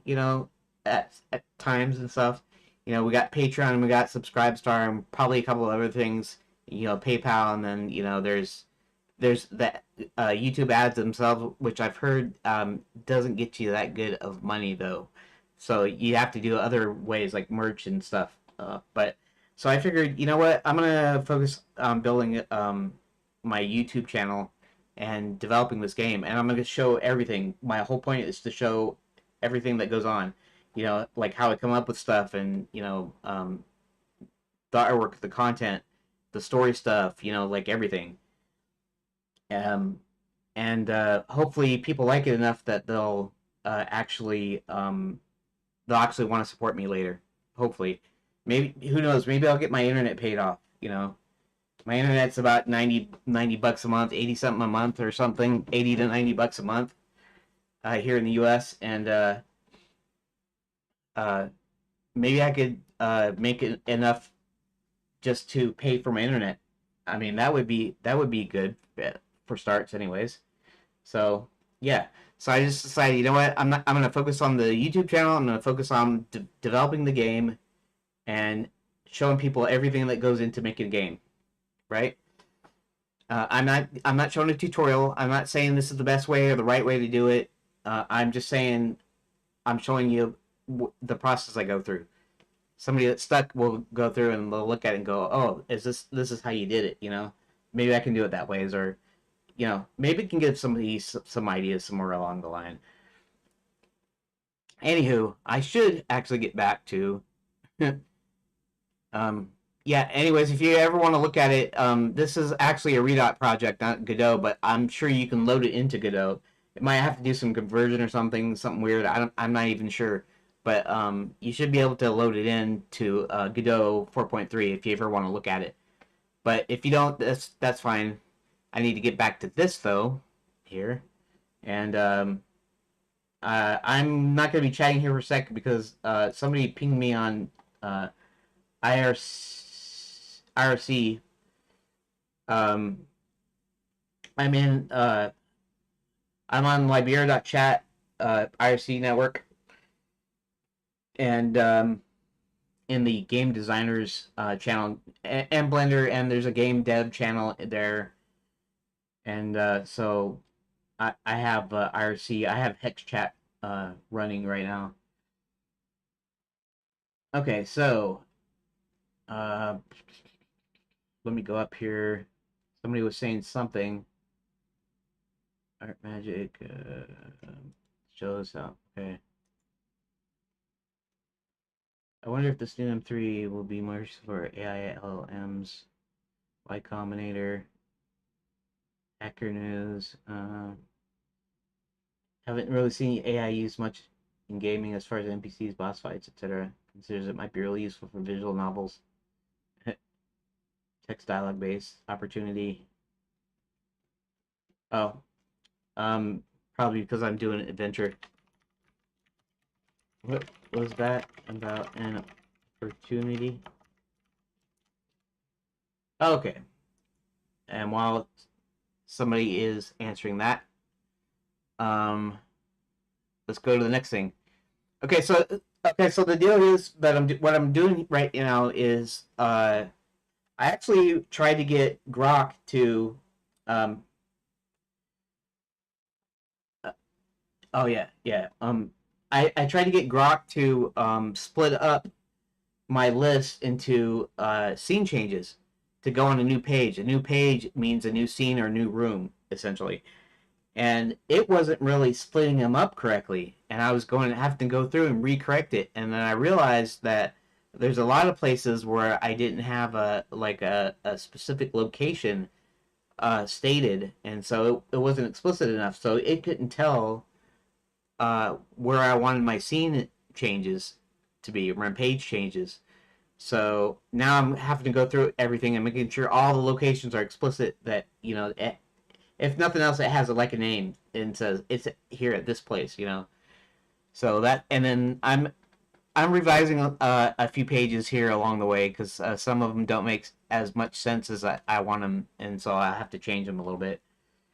Uh, Using AI for your game/story development, which you're kind of already doing. Wonders if Upgood can get innovation grant for his game dev. I'm not doing anything special. It's sort of like rubber duck debugging. I'm using Chat GPT and Grok to bounce ideas off of. However, as far as code um, generation and JSON creation, which I think I'll put the rooms into a JSON file. I'll have Grok do that for Grok do that for me. Okay. If you're wondering why I'm looking to to actually, it looks like I'm looking to the left. I'm looking to my right. So my right is that way. Is that way. Um, is because I got a second monitor. It's essentially it's a small cheap TV that I'm using as a secondary monitor to kind of monitor things that are going on in the stream while I'm actually working on here. And occasionally I like to listen to see if my sound's going okay. Although I do have the volume thing here. And occasionally, for no apparent reason, the audio just cuts out, and I have to go back to input and this input menu, which you probably can't see because you can't see because of my webcam being in the way. But I have to change the input device, and there's actually it's kind of weird. It's two input devices. It's the same device as my webcam, but it's got digital input SPDIF and then it's got microphone. They both do the same thing. So when one cuts out, then I can switch to the other one, and it seems to work. So yeah. Anyway, so I'm tying up the locations here. Is what I'm doing today. Um, I said the same thing to the KPMG guy when the company I worked for obtained 80K plus yearly grant funding. I'm not doing anything special. Does the same does the game engine you're using have any GPT AI tie-in? That would be the magic to obtain a grant, in my opinion. Not that I know of. I should look to see if Godot has some sort of GPT plug-in, though. Someone might have made one recently. I could get an AI to generate one for me somehow, and then maybe I could use it. Yeah, that would actually not be a bad idea. Getting the AI to actually generate a plugin for Godot, or in this case Redot, because it uses the same thing, 4.3, that actually gives me GPT or Grok access. Probably I suppose I don't know. Yeah, either or. It gives me AI access from within the engine directly. That'd be pretty cool. Although this is all story stuff and it's all external to the actual engine, so I don't know. Okay, so the unicorn sees Hubert's. Okay, tries getting and then goes inside. And this is the same character, but it's a different location. It's essentially inside Wizard U. So he goes through the door, and then there's this hallway, which is called the Hall of Fame. It's got the paintings of all the famous wizards in it, and one of them is Hubert's. Hubert was the advisor and friend to the king, to the actual king, and he's the one that's kind of investigating what's going on with the Enchanted Lands and why the king was acting so strangely and why everything's closed down and all kinds of stuff here. So, okay, after finding and exploring the library, he proceeds to find the library. He goes to the library after finding, I should say, after finding the library and exploring it like that. Finally, and exploring it, he finds a section on curses and pulls off a few books with his horn. So right now he can't really grip anything. He can read and he can understand. He can understand people talk, but he can't communicate right now. At this point, okay. So his painting proceeds to find the library. After finding the library, he finds a section on curses, pulls out a few books with his horn. Now, meanwhile, okay. Roland goes into the dwarf mines and then from there finds a secret entrance into the Gnome Kingdom. Okay, so we have dwarf mines, and in fact, one of the things you could do in Enchanted Lands is you could go and you could mine for precious jewels with the dwarves. Kind of like the dwarves in Snow White and the Seven Dwarves, or any dwarf that does mining. The gnomes are smaller, fatter, and greedier, and the gnomes really are kind of nasty. They'd rather steal than actually do any work. Um, and so the dwarf mines and the gnome kingdom are kind of like together, like side by side. And so there's a secret passage uh, that allows you to actually go into the gnome kingdom from inside the dwarf mines instead of outside, which is where they normally go in and out from. Okay, so it goes in the dwarf mines, and then from there finds a secret passage into the gnome kingdom. So that's a that could eventually be a puzzle there too, is finding the secret entrance and how you get into the secret entrance. That's a location at Fairy God College. An old friend tells Hubert Violet is back and is trying to force students to become evil witches. Okay, so the way I pictured it, or the way I've written it before, he actually goes up to a window to try to see if there's a way in, to see what's going on, and he knows a teacher that's there, and she tells him that Violet.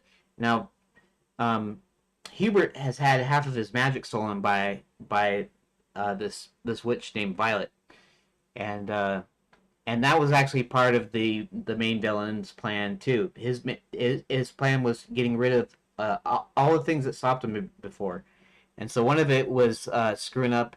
So one of it was turning Sir William into a unicorn, and then sicking the Black Knight onto to him to dispose of him, and then the other was getting rid of half of Hubert's magic, um, which um, which she did, and so eventually he's gonna have to come. He's gonna have to confront Violet and get his magic back. But and by the way, this is all supposed to be comedy. Either way, you seem to be making great progress on your game. Yeah, yeah, um, yeah. Actually, I am right now. Right now, I'm just yeah. When I start typing and you hear me like talking like kind of slow staccato, like I'm reading, it's just because I'm chatting in IRC at the moment. Yeah, actually, I am right now. I'm just um, making all of the locations explicit and fixing up the scene, room, page changes.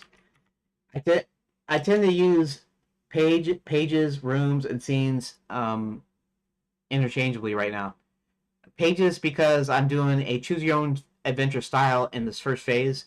It's going to be the same game throughout, the same story and everything, but I'm going to slowly evolve it over the time, over the year or up to 5 years. I was originally thinking of 5 years, but that's a really long time.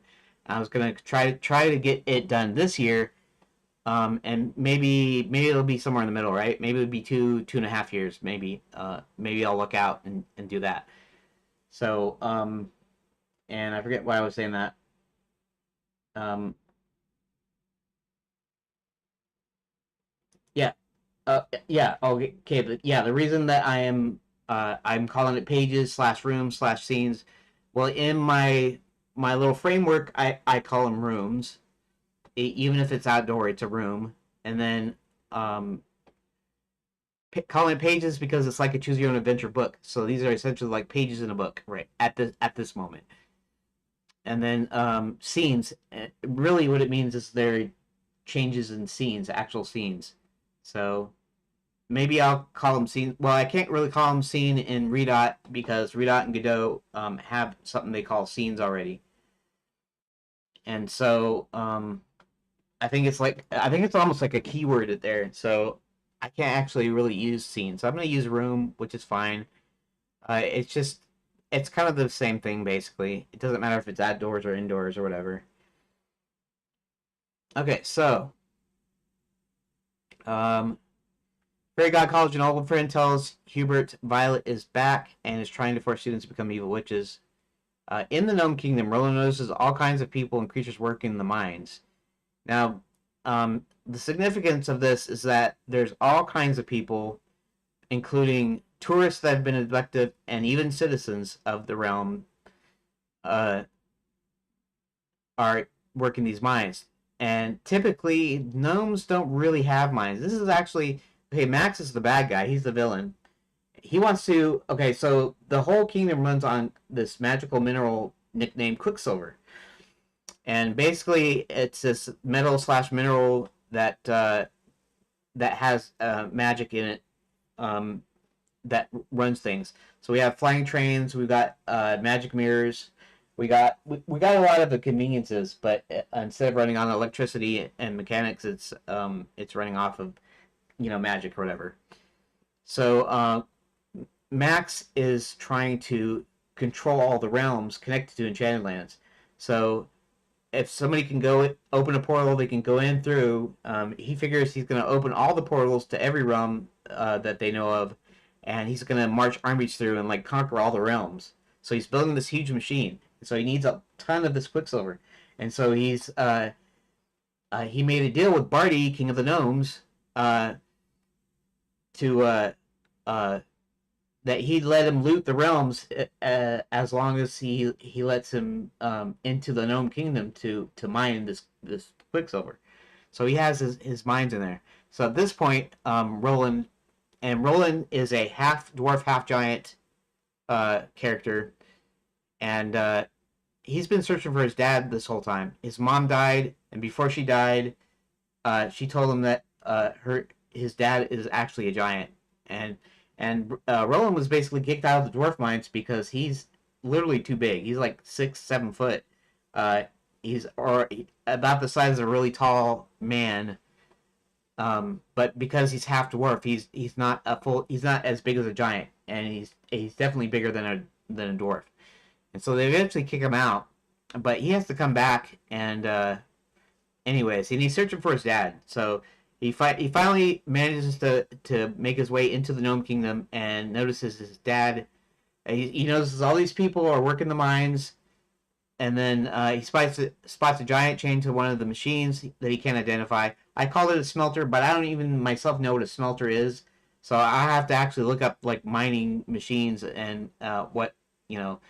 I kind of know what a forge is and various things like that, but I don't know the specifics. So I have to actually do some research when I actually get to the point of writing detail or making an image for it or whatever.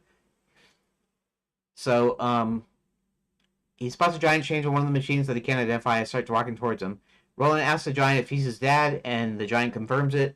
And it's just a matter of fact because the dialogue and the actual description is actually going to be inside the actual game itself when I actually start making the pages. It's going to be like this first. It's going to be no choices. It's just going to be you're going to click on thing to go to the next page, like sort of like you're reading a book. And then I'm going to add in choices in certain places where it makes sense.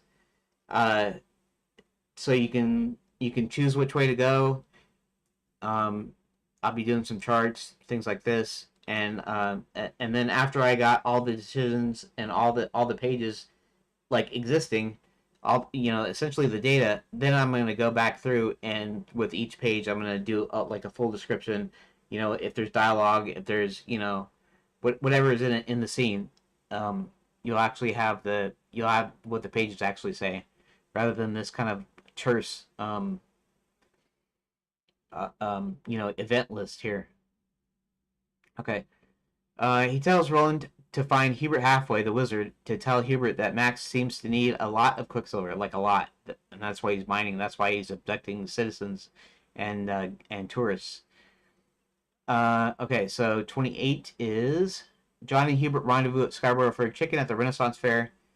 And you probably didn't know because you probably weren't in here. I don't mean to repeat myself, guys. I've already heard this over and over again, but the Renaissance Fair, otherwise known as Orthogon Alley, and yeah, this little pun on Harry Potter. Okay, so the Renaissance Fair is a strip of like hotels and shops and restaurants, taverns, inns, that sort of thing, for your vacation. So you could come in here, you could go to a hotel if you wanted to, or you can like be a knight for a day. You could be a fairy godmother. You could be a wizard. Um, there's various things. You can go mine precious gems with the dwarves. There's several deals, and then there's photo opportunities and all that kind of stuff, and it's like kind of all this kind of like for fun.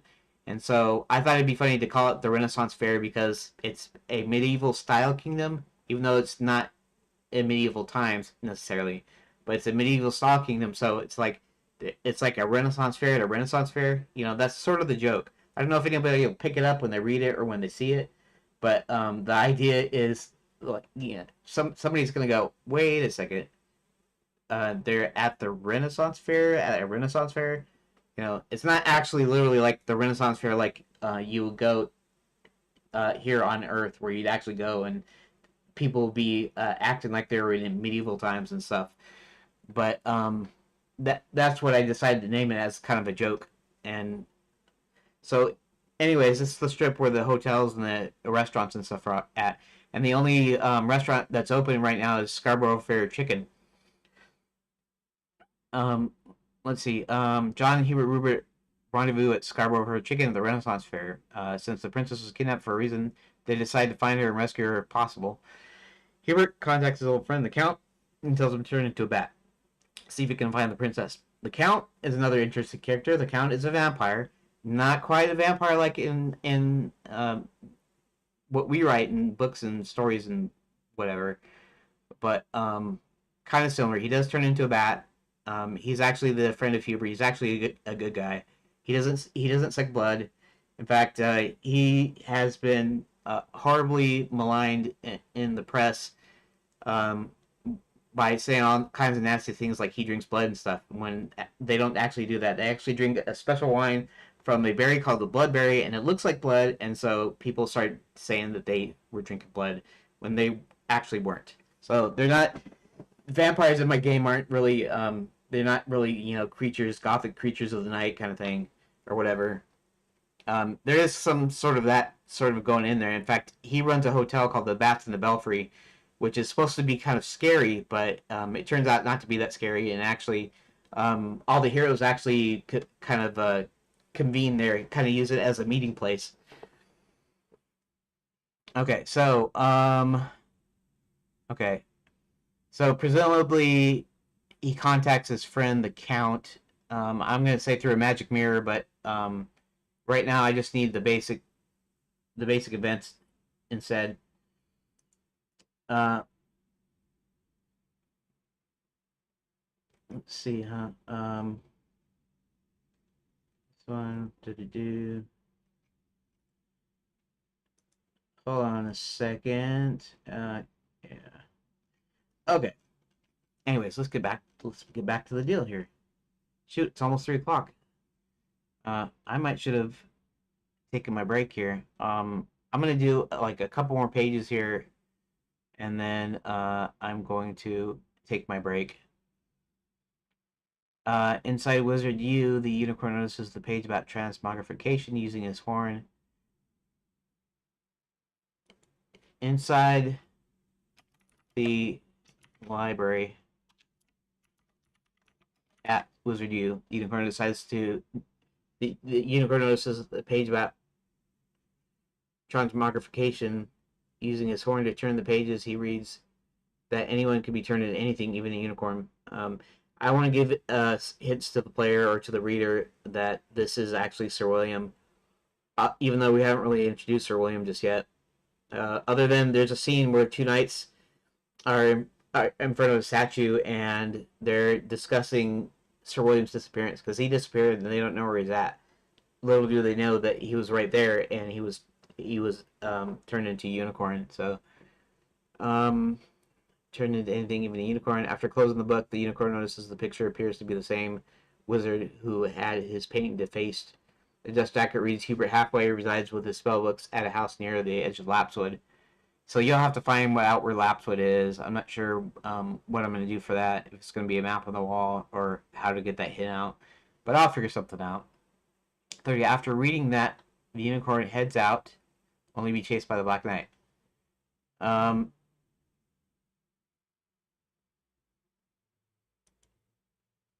let's see. Dust Jacket reads, the unicorn then leaves Blizzard U. Okay.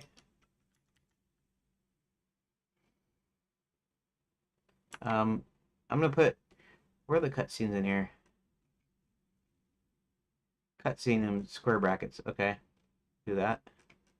And then usually there's a continue at the bottom. Continue. Okay. It seems like Grok had put this deal here. 30 like this. Cutscene. And then down here I can put continue. Like so. And I think Grok 3 was just, I was just telling Grok 3 that these cutscene pages would actually just be, you clicked on it to go to the next page. Even though you're going to be doing that through the whole thing until I actually add the various decision points in there. But these are cutscenes. These are basically meant to be read and maybe animated later on down the line. Um,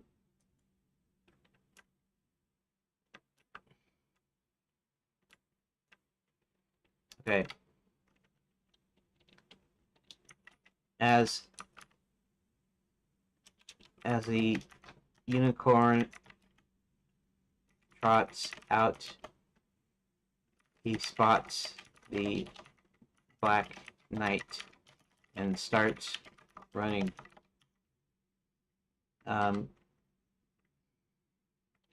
The unicorn, I could put he in some cases. I do put he or she or whatever instead of just like their full name. But more and more, I'm just doing the full name just in case I have to split something up, and so that you know the subject here.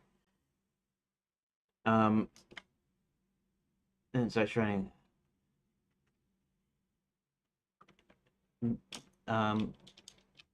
The Black Knight chases the unicorn into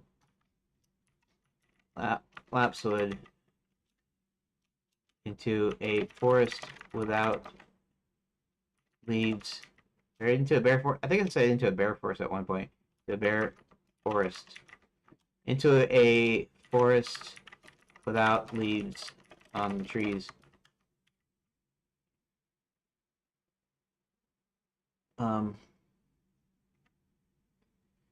And we'll kind of leave it like that instead of calling it the name, because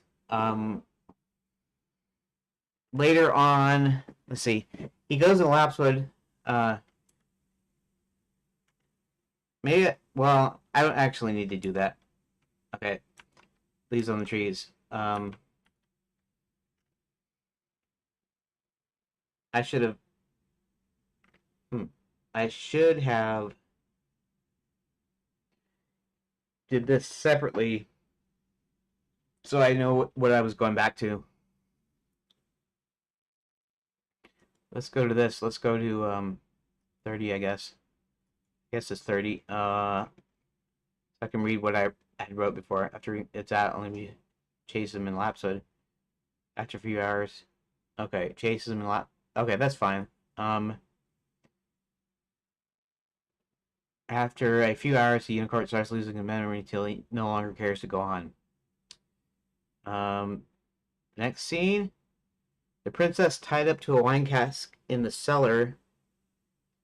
Okay, so we know she's in some sort of cellar, but some sort of wine cellar. But I didn't put where because it's inferred from where she was the last time, where she was taken to. Uh, let's see. Give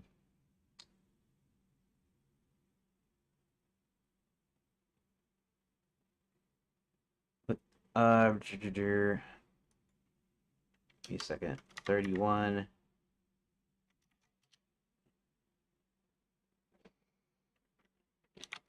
The princess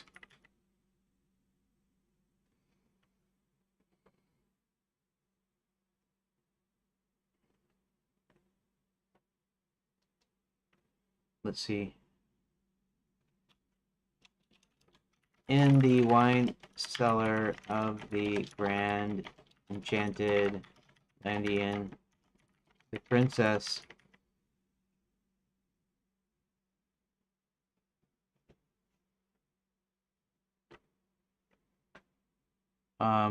is struggling with the ropes tying her to a wine cask.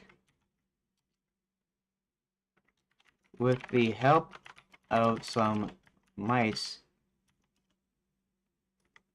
she manages to escape the ropes.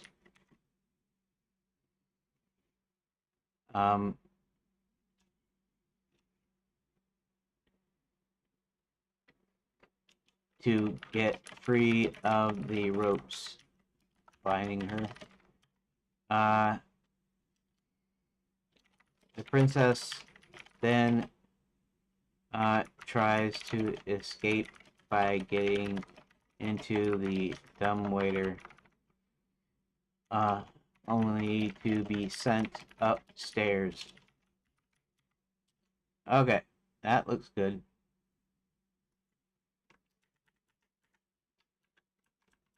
Yeah. I've got 120 something pages to go through, so I just wasted most of my time today chatting and explaining things. It's not totally not your fault though. It's not anybody's fault. It's just the way, I don't know. Sometimes I'm lazy or sometimes I just like to talk. She stumbles upon a room with some maps. Okay, this I can say the princess instead of she.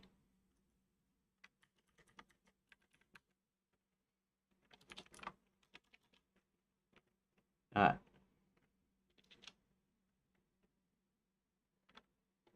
wait, she.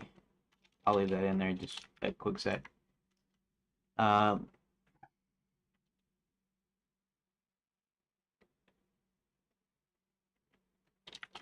After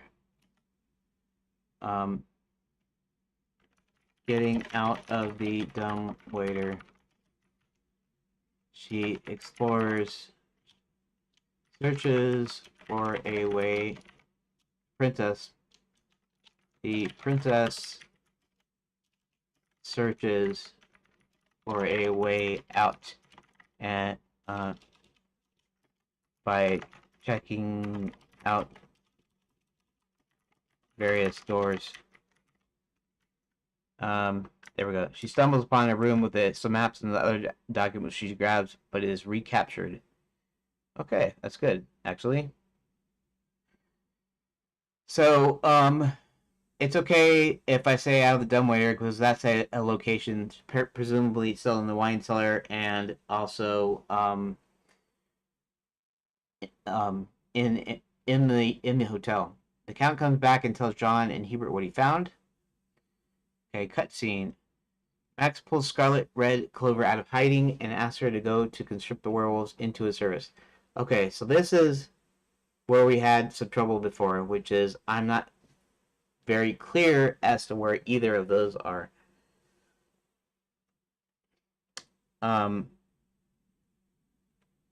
So we're going to do well,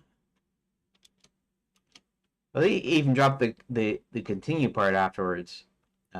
Maybe I should forget about the continue as well. Oh yeah, so this is kind of tricky because now I might have to no, no, I won't necessarily have to renumber these just yet. Cutscene.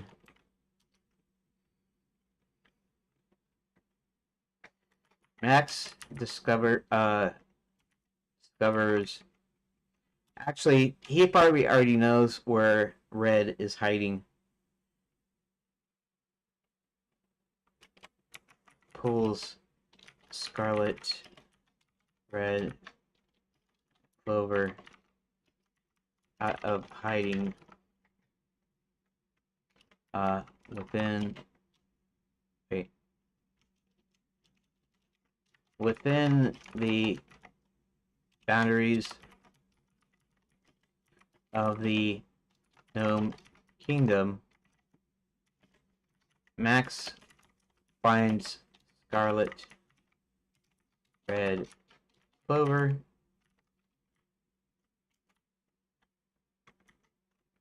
and pulls her out of hiding. Max asks Red to go and conscript the werewolves from their village into his service due to her history with them. Okay, so the idea here is Red Riding Hood is the only actual fairy tale character I have in here. Now, I won't call her Red Riding Hood here, but basically, she and Grandma had this scam going where they would get werewolf skins by seducing a set of werewolves and then separating them from their coats, you might say. And eventually, Grandma got eaten. She made a mistake, and she kind of paid for that. And so ever since then, Red went into hiding.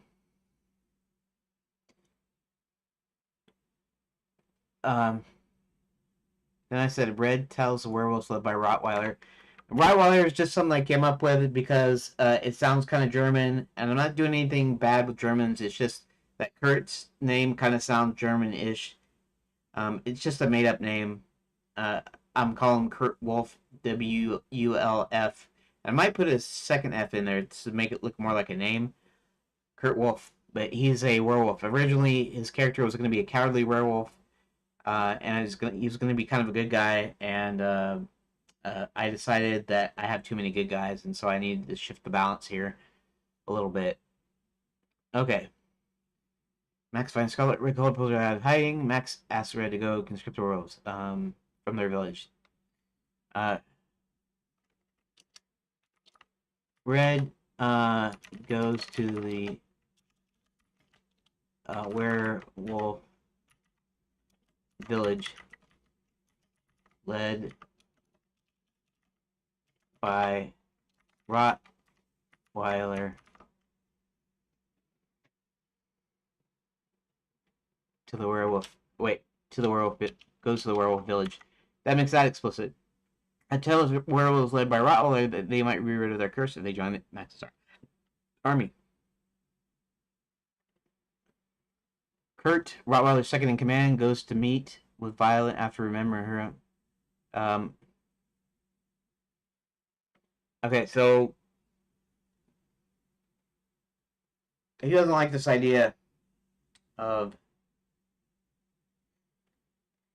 he doesn't like Rottweiler. Kurt doesn't, and so he's kind of vying for position here.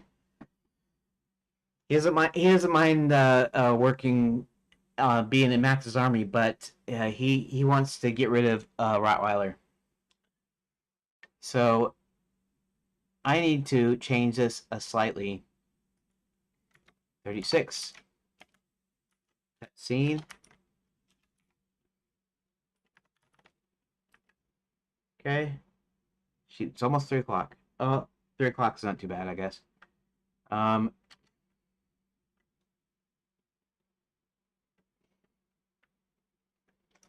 Kurt wants desperately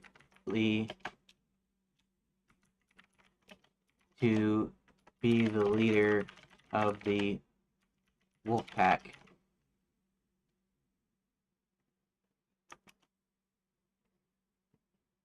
So after remembering Red and Violet's rivalry,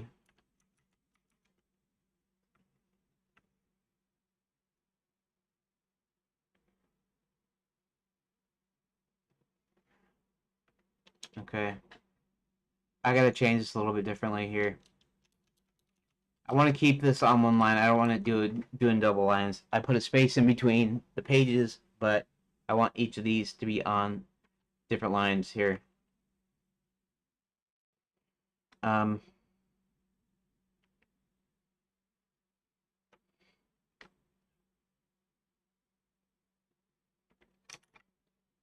Kurt Rottweiler's second in command leaves the werewolf village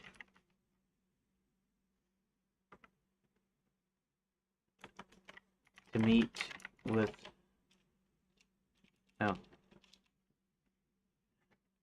after remembering Red and Violet's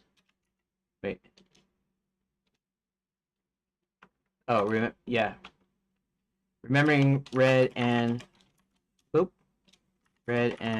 Violet's rivalry. Kurt Rottweiler, second in command, leaves the werewolf village after remembering Red and Violet's rivalry.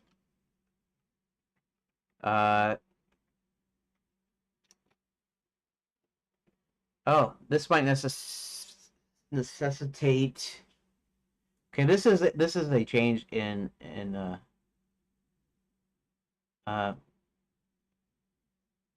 leaves the werewolf village. Kurt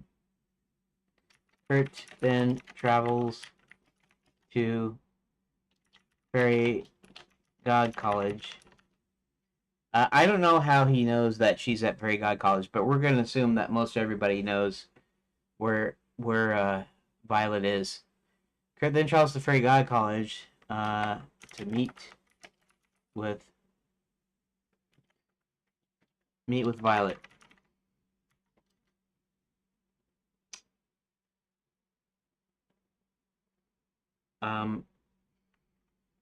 Kurt strikes up a deal with Violet, stating... Actually, I can go ahead and just use the line that's in here. It may not be the clearest, but it says what I want to say.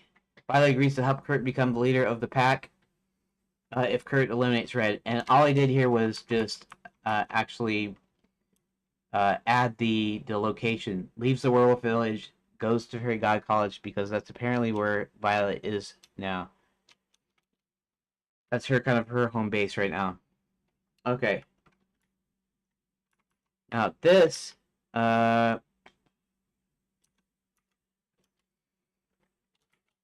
Zanzibar travels to a few villages.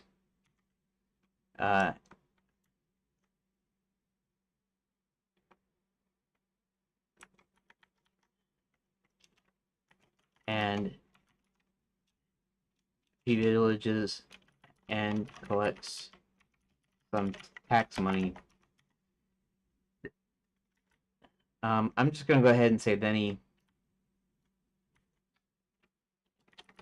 he put some of the tax money he's collected into his own pocket. Okay. Now where is Max at this point? He can either be at the castle or he can be at the Grand Enchant Lanyon. And lately he's been actually tracking along.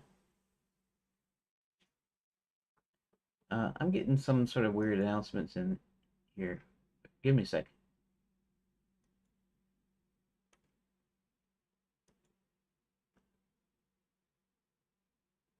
Spider-Man 2 dev cycle, answer any questions you might have. Okay, whatever that is. General. Okay, lunatic edit. I'm now finally actually looking in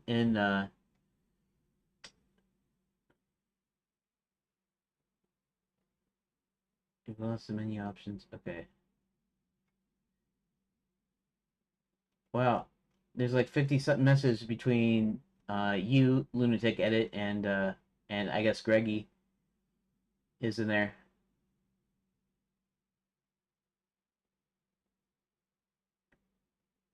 Oh.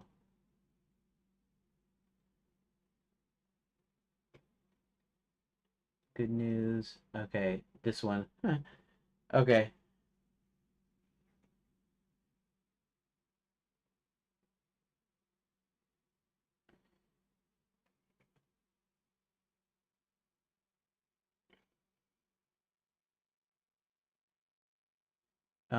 Give me a sec here. I'm just replying to Greggy here in the Discord.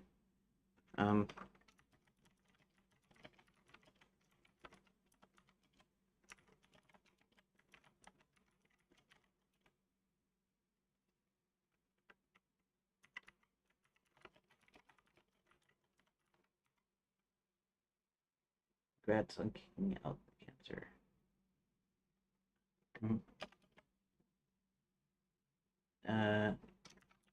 Even say.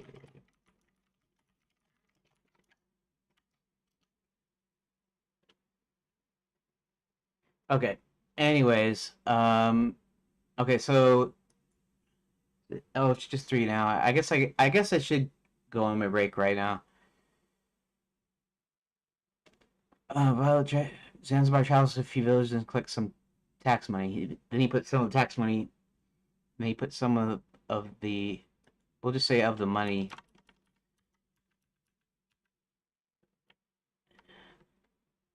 Some of the money he's collected into his own pocket. Max finds that Zanzibar is stealing from the taxes and doesn't know where Zanzibar hides it yet. Okay. So this is the question. The question is, where is Max at this point? Especially when he finds out that he's been stealing. Maybe he's in the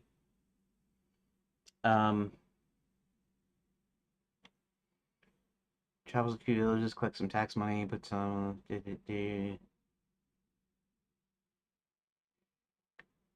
about this?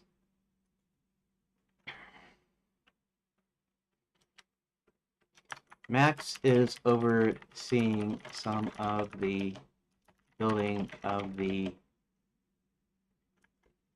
giant machine. I actually don't know if you know about the machine just yet. I mean, I don't know if I put that in there just yet. So far, all we know at this point is that there were some plans and things, and they haven't even looked at that yet because I haven't even got there here at this point yet. And that a new bit of information is that we know that Max needs a whole lot of ore. So let's just say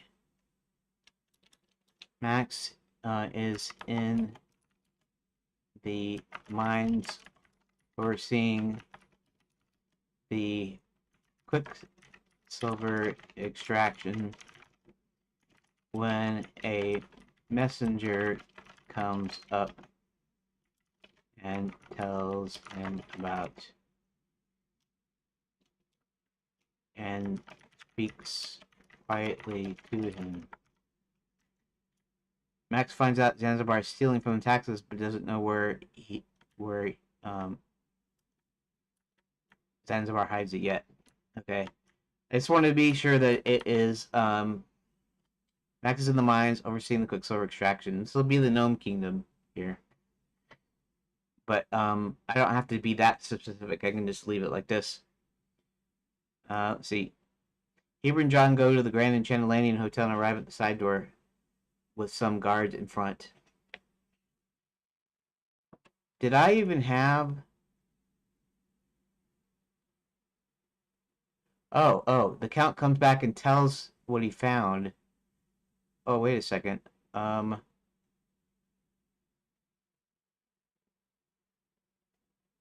decide to find her and rescue her. That was the deal earlier. She was kidnapped. They know she was kidnapped, but they don't know where she's at. Count comes back, tells John what he found. Okay. Really tells both John and Hebert. And actually, I haven't even, okay. I haven't even said anything about, wow. Because I had a whole thing written up there. The Count actually goes in, and we see him as a bat. He actually flies in through the window. Shoot. That's interesting. Control F. The Count. So, obviously he's turning to, yeah. And then he comes back to, Count comes back and tells him what he found.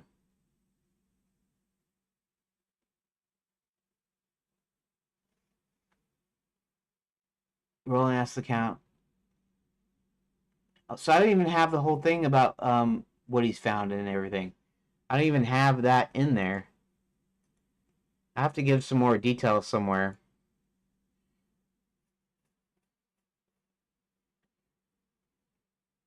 Now I'm gonna have a whole thing where the count actually goes in and he finds something out. So here I really don't need all that detail. Even if I put that scene in there later where he's actually going in and he maybe you get to play the count as he's a bat and where he goes and then you can oversee what's going on. And presumably this is after the princess gets recaptured and chained back up to the wine cask. It says she's recaptured. I didn't do that much other than that, but comes back and tells John and Hubert that she's chained to a wine cask in the cellar of the Grand Enchanted Landian. Okay. Now, presumably they're still in Scarborough Fair Chicken.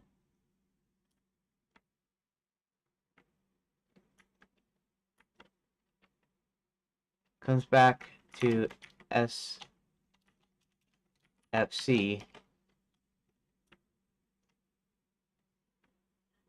And tells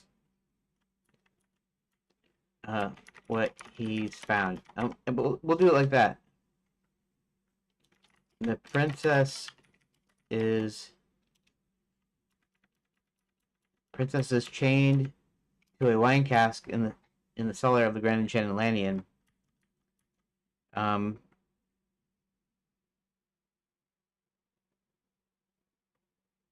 Actually, that could be all you really need to do, right? Let's see here.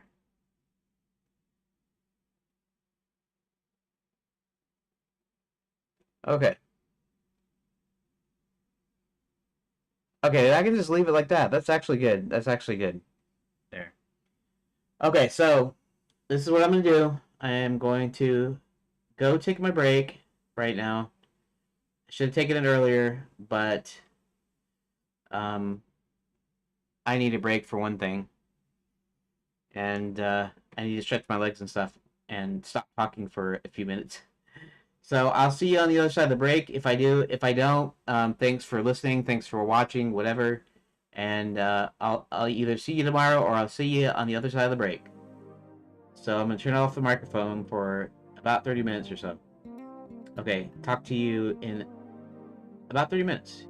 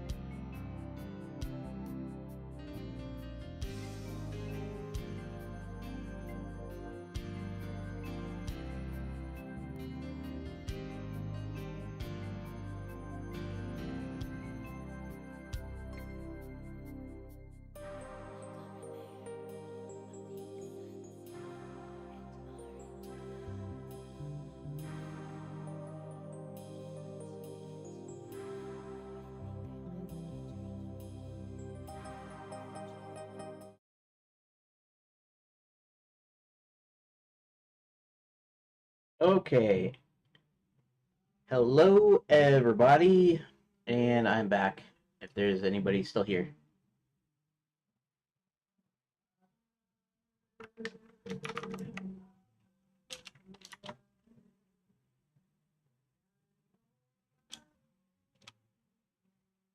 Okay, Greg's wife. Okay.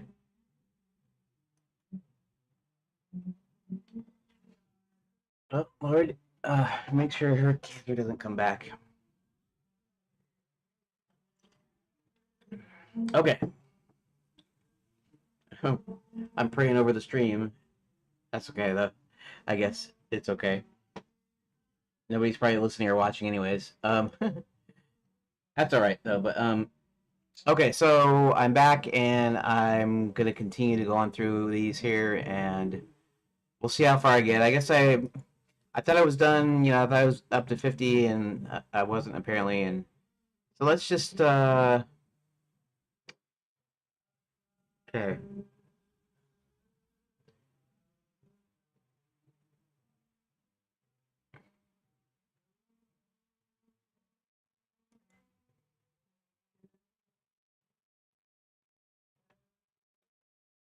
Actually, let's see. Hubert and John go to the Grand Chandelandian.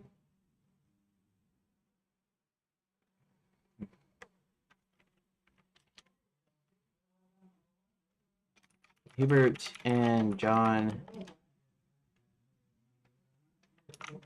take an empty wagon and head toward the hotel. I just,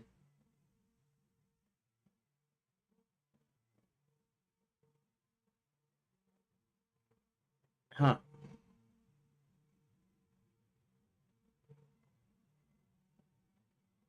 I don't know if it's picking up here because I got the noise suppression on, but my dad put it on this old country western music guy. It's actually cowboy, and they actually call it cowboy swing, but from he was from the 30s, and then he went on into the 50s, and I'm not sure, he died in the 1970s sometime, but it's essentially like this kind of western music that used to play. Actually, I like it pretty good. He was in a number of old B movie westerns, American B movie westerns. And his name was Bob Wills and his Texas Playboys, and I thought it was pretty good. I don't know if the sound's coming in here because I'm hearing the sound pretty good, but I don't think the microphone picks it up, which is fine because I don't really want it coming on the stream anyways. Although I'm not gonna squawk that Dad's got the thing running in there. So, anyways, let's go back here. Max pulls Scarlet Red Clover out of hiding and asked her to go. Did I? I thought I. Oh. Yeah. Yeah. Then the boundaries of the Gnome Kingdom, Max finds Scarlet Red Clover and pulls her out of hiding. Max asks Red to go and conscript the werewolves from their village into his service due to her history with them. Okay, so let's delete that. Okay. 35. Red goes to the werewolf village. Red uh, Red tells the werewolves led by Rottweiler they might be rid of their curse if they join Max's army. Kurt, Rottweiler's second in command, leaves the werewolf village after remembering Red and Violet's rivalry, then travels to Fairy God College to meet with Violet.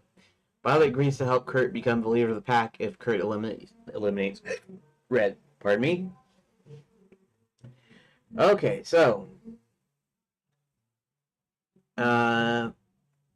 Zanzibar travels to a few villages, collects some tax money. He then puts some of the money he's collected into his own pocket. Okay, so I'm just making some of these more explicit. We don't know where these villages are. We don't know what they look like. But I suppose it would be a standard medieval village, thatched roof and stuff.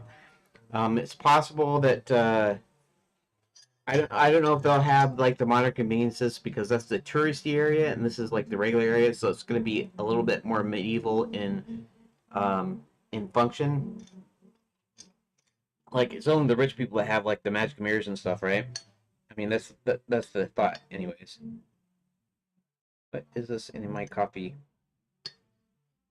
No, probably. Oh, probably coffee grounds, huh?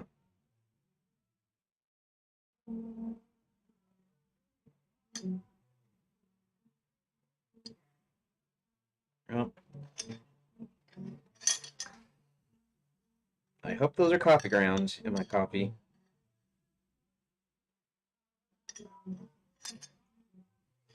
Alrighty. Anyways, this is just more. He's traveling around basically. He's traveling around doing shows. Max is in the mines overseeing the Quicksilver extraction. When a messenger comes up and speaks quietly to him, Max finds out that Zanzibar is stealing from the taxes, but doesn't know where the Zanzibar hides it yet. He and Jago, the Grand Channel, land in a hotel and arrive at the side door with some guards in front. He tries to conjure up a wagon with food, but only succeeds in giving the guards the illusion of the wagon. So I don't know if you know this, but Hebert has only half of his magic, and so sometimes it manifests itself in literally half of something working. In this case, he tries to actually conjure up a wagon with food, but hoping that there would be something useful in that, and it doesn't really seem to do anything. But then the guards start seeing the wagon full of food. As they go into the kitchen, they find a secret passage into the wine cellar. Okay, that's pretty explanatory. John hits the guard who's watching the princess with a heavy wine bottle. They go back upstairs to the kitchen, and that's something I already did just to make sure that you knew that they did that. They try to walk out of the side doors of the kitchen calmly and slowly. Cutscene. Max uses Zanzibar shows to abduct more citizens and tourists for his mines, and that can be as he goes from village to village. That makes it more explicit. When he's got enough people working the mines, he proposes to help Zanzibar do one final big show. Zanzibar really agrees, and then Max finds where his stash is hidden. Now, I don't know where he finds it. That's a thing. Where does he hide his stash? It's got to be a central location. Um,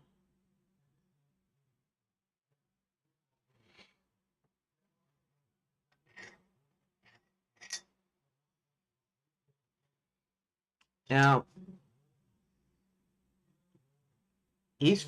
Zanzibar's from our realm. He sneaks into a group of traveling wizards, thinking that they're just magicians like him, and he ends up in here. And so he's got to have a spot in a place. And I haven't, I probably should have started doing a map of locations and things, and I haven't really done that. So, um, let's see. Let's see if I can figure out and decide where he would keep his money. Um,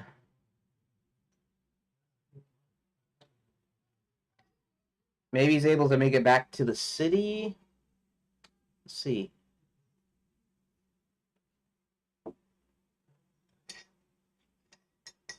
Oh.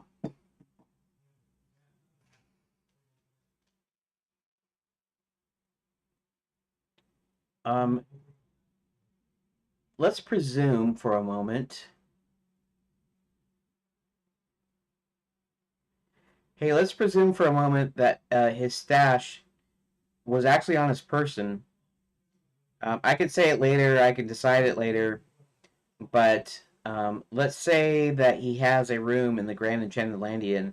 In fact, this is where he's going to put on his big show. He's going to put it on in the ballroom of the hotel, and this is his big show here. And that's why he runs out the back door, because it's not a tent, it's not a village, it's actually a hotel. That sounds like a good idea. Um,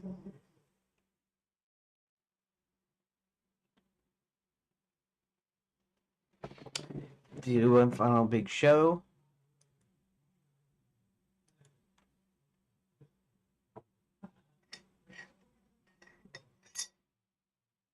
He proposed to help Zanzibar do one final big show.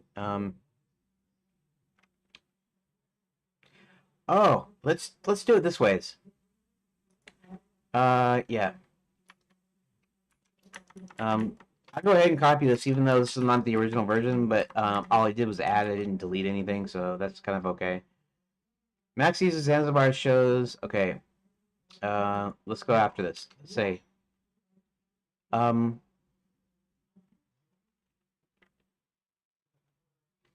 unbeknownst, unbeknownst, it's not giving me, la, oh, I guess it doesn't do, unbeknownst, unbeknown.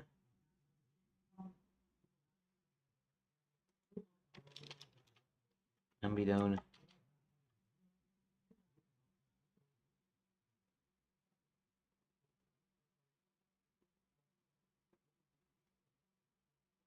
Unknown, unbeknown, unbeknownst. Unbeknown is not used as far as I know.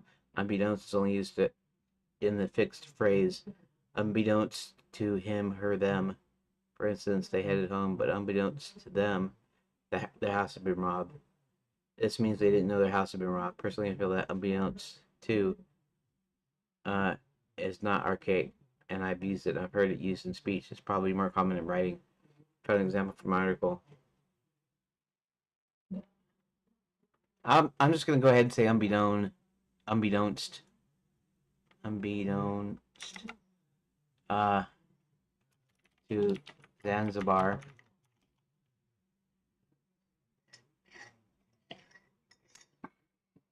Um,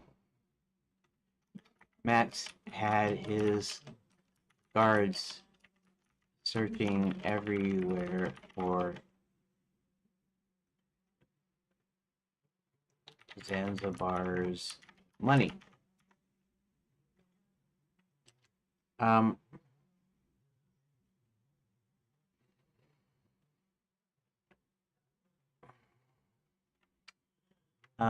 they finally found his stash in his hotel room in the Grand Enchanted Landian. Uh,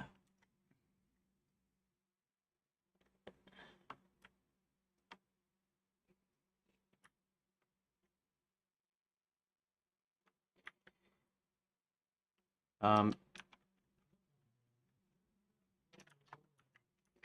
Max propose once has enough people to work his minds, he suggests one really big last show uh, before he retires. Obviously, he might not would want to continue to retire, but he would not want to retire. But we're just gonna say it that way, and that's what it's gonna be. Uh,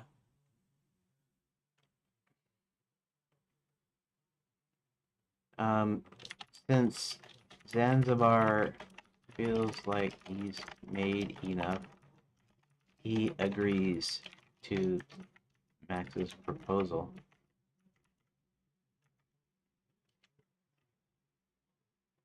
Um,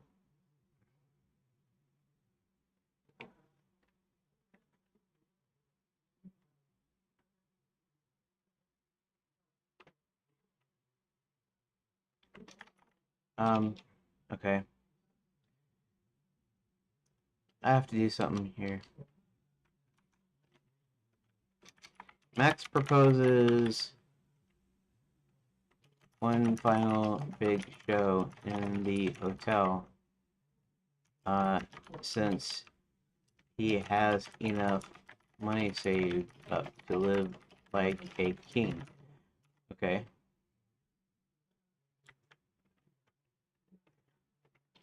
Zanzibar agrees to Max's proposal.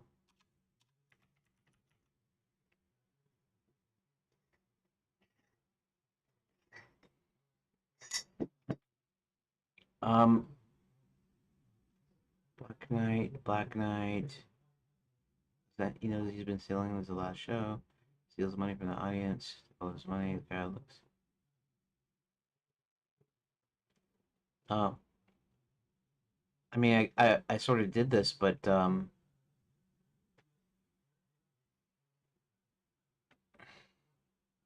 and and take it. Okay, they actually take his money. Uh, Zanzibar agrees to Max's proposal.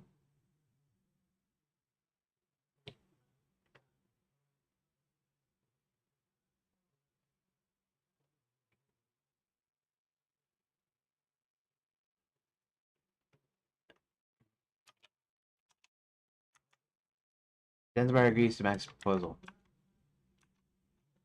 and they start setting it up. Okay.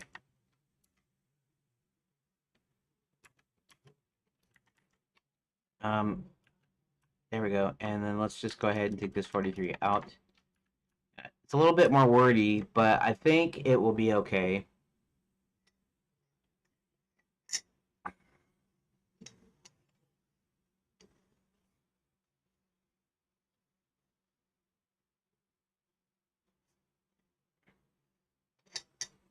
Um, I don't know if that's a little bit chunky for a cutscene because he continues to do the shows and then from village to village, and then at some point he stops. So, let's see something here.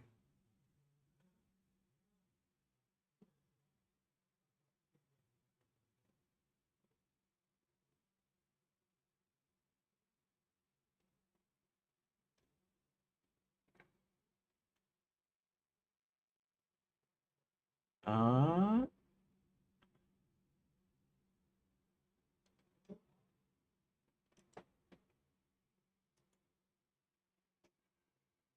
I guess he was supposed to.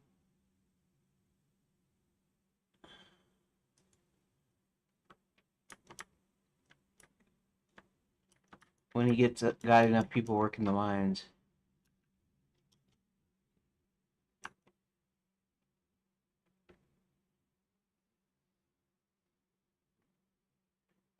I don't know if I should make this a scene change.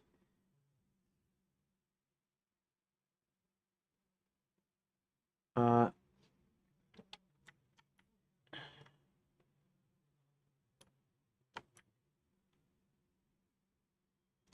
I will say since Max has enough people for his mines, Zanzibar agrees to Max's proposal because because he feels he has enough money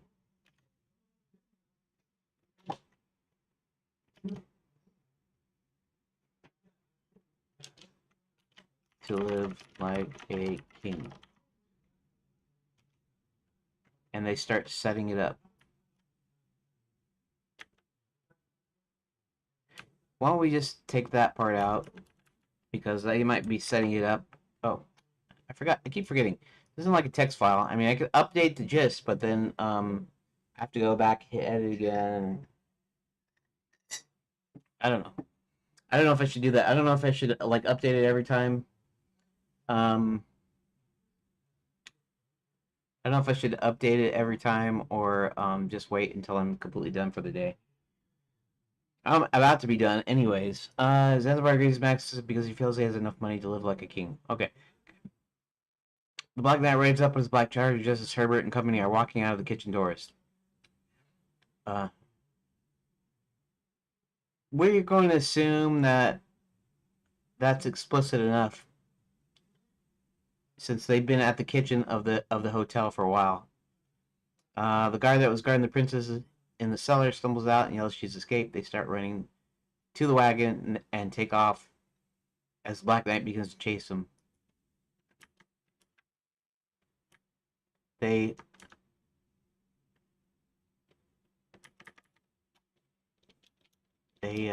then run to the wagon and take off as the Black Knight begins to chase them. Okay, the Black Knight chases Hubert and company in their wagon across the open land. They come upon the edge of Lapswood. The Bear Forest still pursued. Lapswood, the Bear Forest, still pursued by the Black Knight. They go into the forest before they know it. They're lost among the leafless trees. I actually took that one directly from, I think Grok came up with that particular wording, among the leafless trees. You know, I mean, I could have done it before if I would have thought of it, but yeah. Anywho, okay. They spot a unicorn standing around and approach it, but it doesn't run away. Princess out, hops out and starts petting him and talking to him. John then mentions he read a book on unicorn sign language once. John gestures to the unicorn and they proceed to talk. When John and the unicorn finish, John translates and says he's forgotten where he was going and is lost. Hubert then says he must be losing his memory because they're in Lapswood.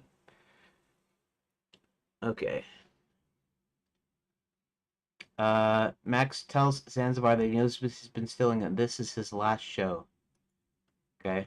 After Corvus, Zanzibar's pet crow steals the money from the audience, Max yells that he took all his money.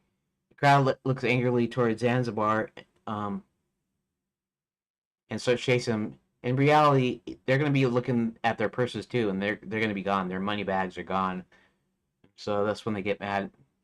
Max gets the word that the Omni Gate is ready for testing, so he leaves for the castle. Zanzibar distracts the crowd with a few cheap tricks and escapes out the back with his loot.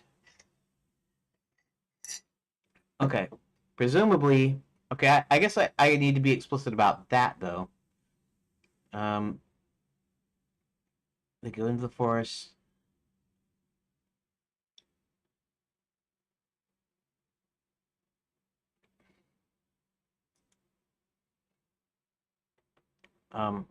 This actually defines that they're in Lapswood, so I don't have to say anything for that.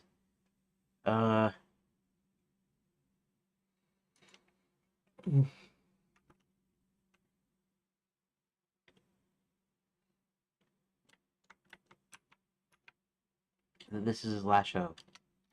In the ballroom of the Grand Enchanted Landian, Zanzibar starts doing his show. After Corvus steals the money, okay, so we got that. Back in Lapswood, he realizes this may be Sir William, and then casts a spell to change him back. The spell doesn't work correctly, but it allows the unicorn to talk to them in human speech. The unicorn is unable to remember his name, and they all start walking together. Soon, nobody remembers what they were doing. They all stop walking and stand and stare at each other. Okay. John notices Hubert wearing wizard garb and suggests he cast. Okay. I wonder if I wonder if I should switch these around because I do them as separate scenes, but maybe either they should be one scene or I should divide it up and make it multiple scenes. I should change the order here. I could change the order though. I mean that shouldn't change much. Control X and Control D. Let's make this one 50. 49.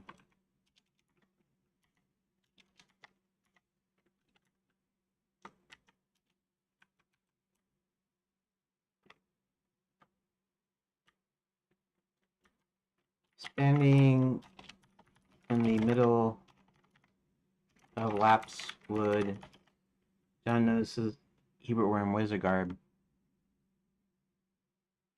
He suggests he casts a spell or something.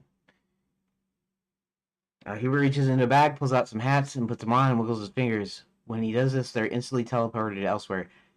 Yeah, and this is just the idea is this is like purely for luck here. He just does it and he thinks it's a natural thing to do. Maybe he remembers it. I don't know. It doesn't really matter that much. If he does, it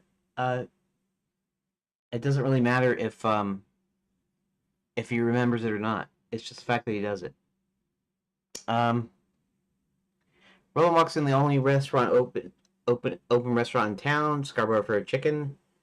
Roland looks around and starts asking about Hubert until finally getting to the count. Uh, Finally getting to the count sitting down at a table. Roland asks the count if he has any idea where Hubert is.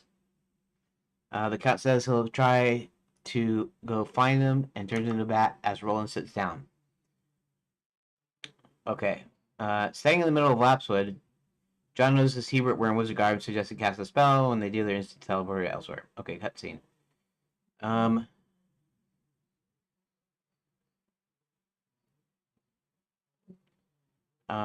Okay.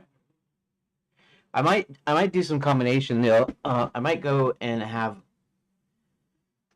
Grok actually go and renumber everything. But well, I'll try to make sure not to rearrange too many scenes here. Staying in the middle of Lapswood, John notices Hubert wearing. Okay. The werewolves tell Red they want proof.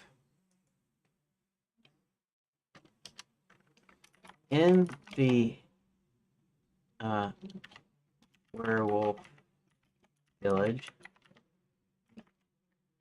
they tell Red they want proof of the curse being lifted.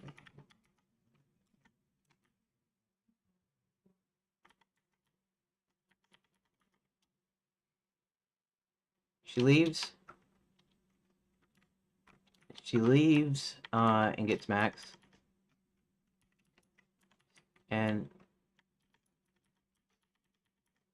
brings Max back to the village, who promptly gets rid of the curse for a few of them.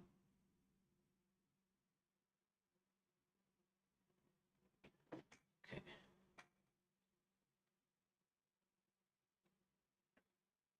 Now this is still in the werewolf village.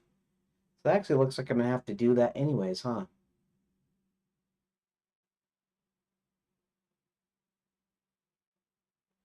So I may have to renumber some of these.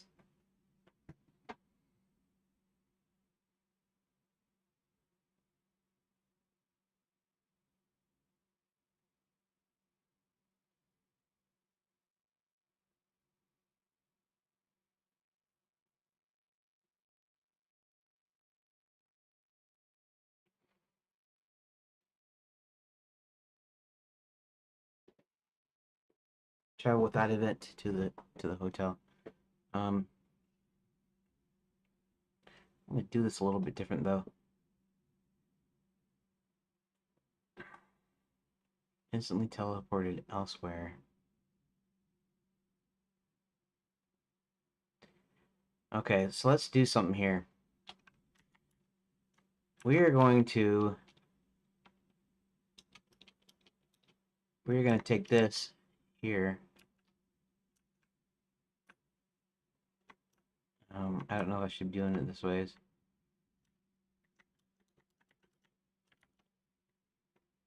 Hubert and Company.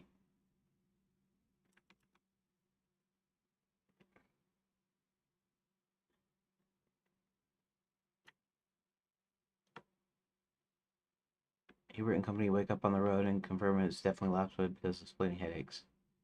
Okay.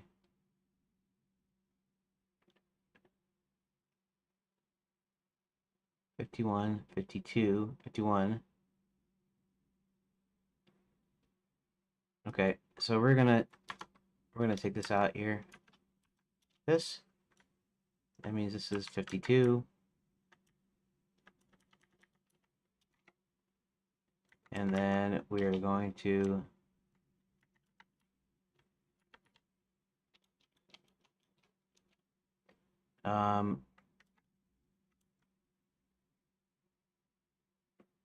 Okay.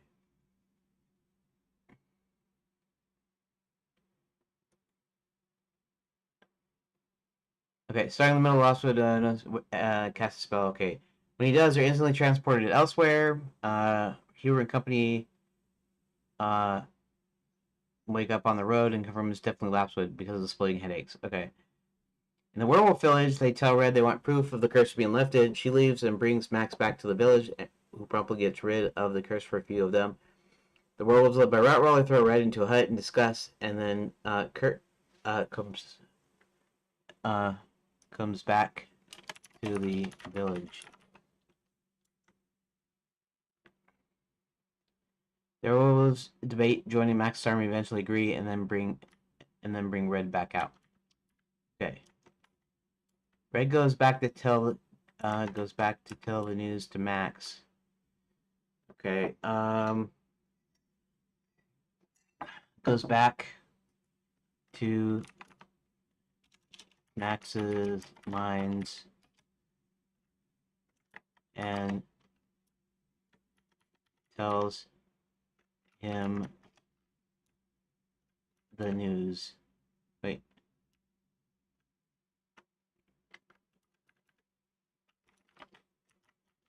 The news. As Kurt and a lot of other werewolves start grumbling.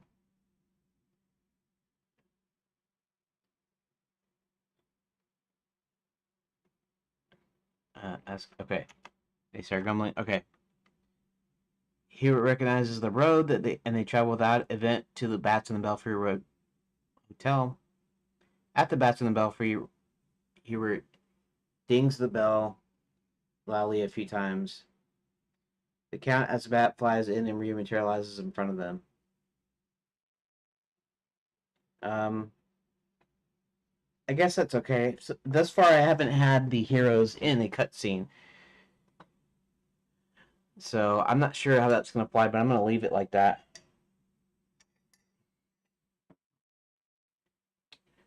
Okay.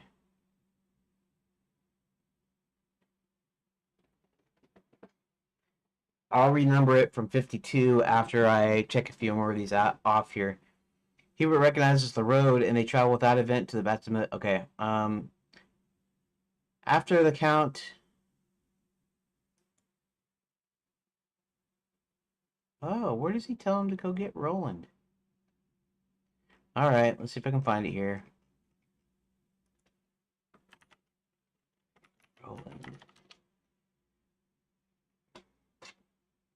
Roland Eldorf here knows.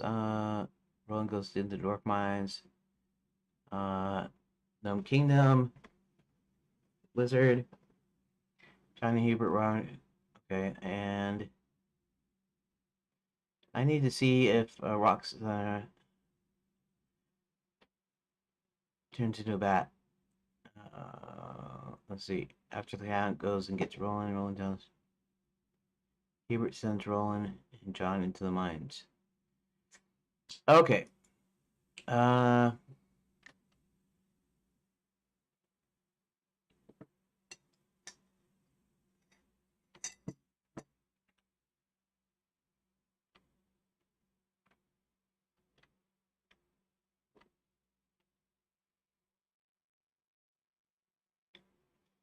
Hubert recognizes the road and they travel that event.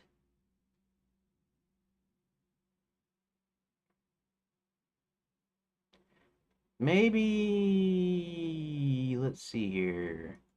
Maybe what I'll do is this. Let's go to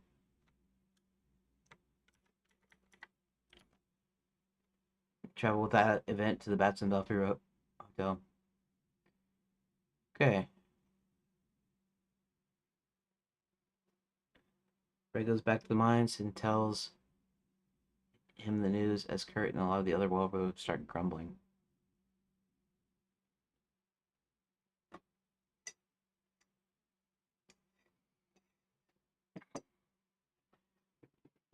Hmm.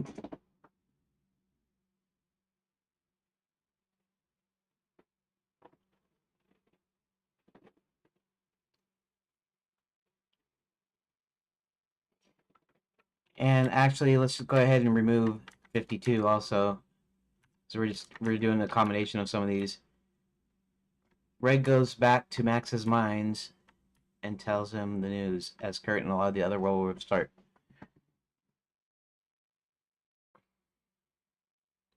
Okay. So I'll start at whatever, 51, I guess. Um,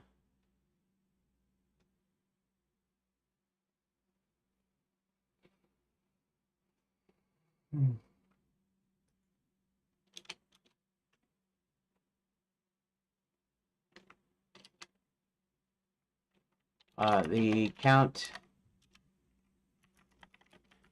tells Hubert Roland is waiting for him at SFC, but Hubert tells him to bring him back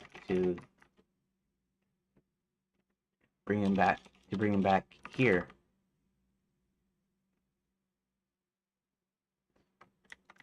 Okay. After the Count goes and gets Roland, after the Count comes back, Roland tells him that Max Quicksilver mines are in the Gnome Kingdom. Tells them that Max's Quicksilver mines are in the Gnome Kingdom. Okay. In the papers that Princess grabbed are plans to some huge machine called the Omnigate. Ooh, the Omnigate. Hubert sends Roland and John into the mines. Hubert tells Sir William that they're going to have to head to the castle. Okay, so presumably still in the Bastion Belfry. So we're going to remove this too.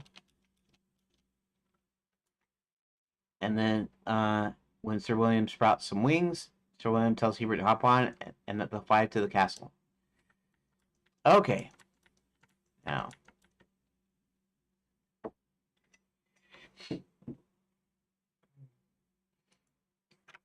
Back at Nestor's cave. Tester presents Nestor. Tester presents him, Nestor, with a shiny polished stone, and they both talk about the past. We need to take this scene out. After finding out their long-lost twin brothers, Chester and Nestor go on a search for Crooktooth. So,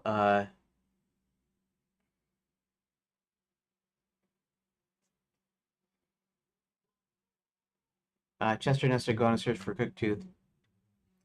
Okay. The Black Knight looks in the direction of the dwarf mines and sees a flying unicorn with a wizard top flying upward. 63. Well, actually, it doesn't matter because I have to renumber these. Roland and John use the secret door. Okay, so Roland and John go back into the dwarf mines, and then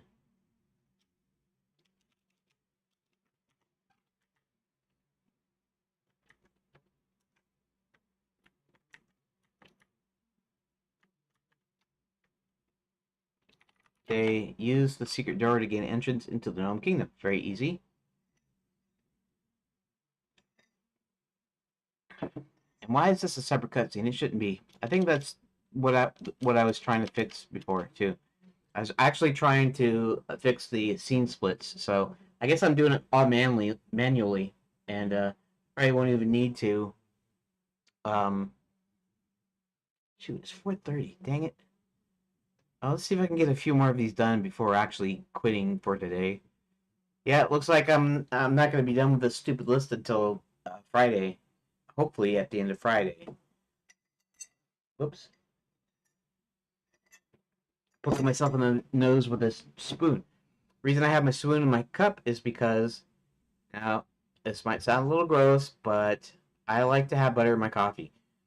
When we were doing keto and carnivore, me and my dad were doing keto and carnivore before, and we're not now, but when we were, one of the things was the quote-unquote bulletproof coffee where you take butter or MCT oil and you mix it in with your coffee using some sort of blender that can take the temperature, and it essentially emulsifies the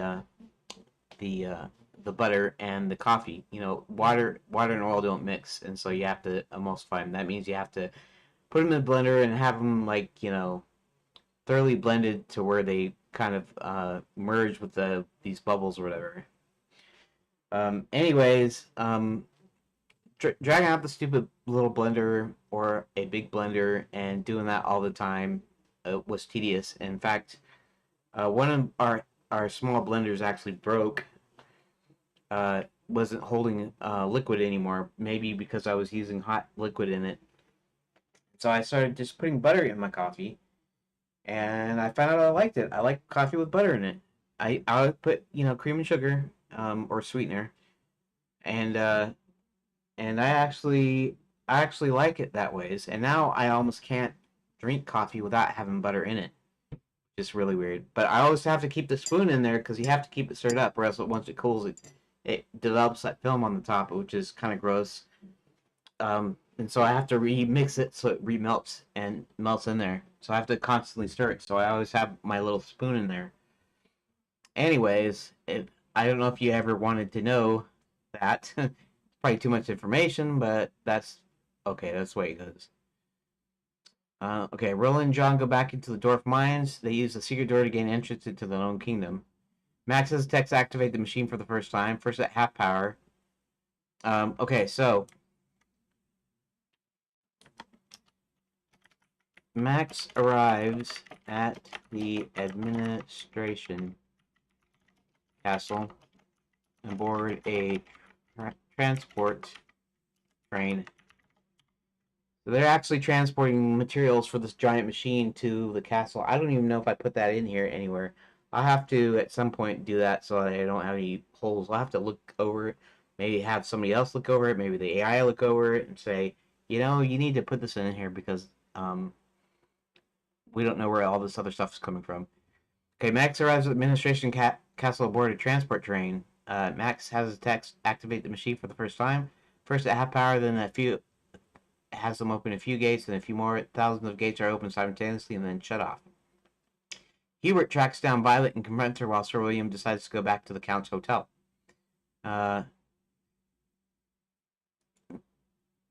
Roland and John locate the office in the mines, so they're presumably still in the Gnome Kingdom in Max's mines here. Now this should be gone. It should not be technically a cutscene here, because yeah. And this should not be a cutscene either. Roland and John look at the office in the mines. Roland and John then spot the dwarves hiding gagged on the floor. Sneaking in, Roland easily snaps the bonds holding them. Roland and John are then surprised and captured by the gnomes. Maybe they were expecting them the whole time. I'm not sure if I might do that. Anyways, with Violet present, Hubert with Violet present, Hubert casts the spell that causes his magic to return to him. This can be a cutscene, though. Cutscene.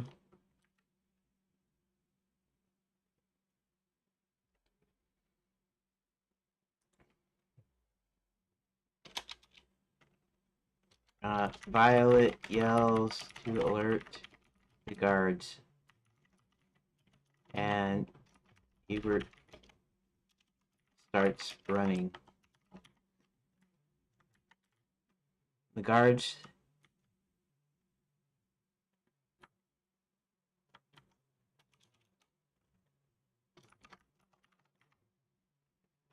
alert to Hubert's presence, chase Hubert. Okay. The guards chase Hubert to the train station or depot, whatever you want to say. Chase Hubert to the depot. The depot. Okay. And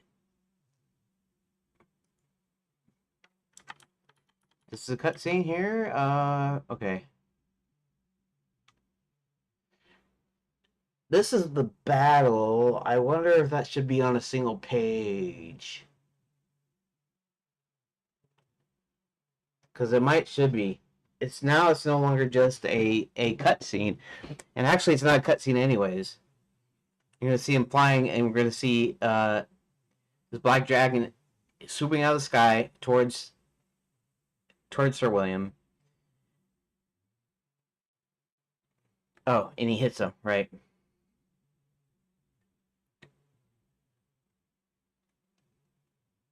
Okay, while Sir William is flying, huge black dragon hits him full on. The Black Knight sitting atop Crooktooth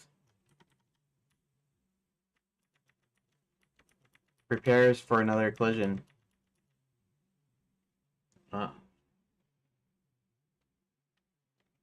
Sitting atop Crooktooth,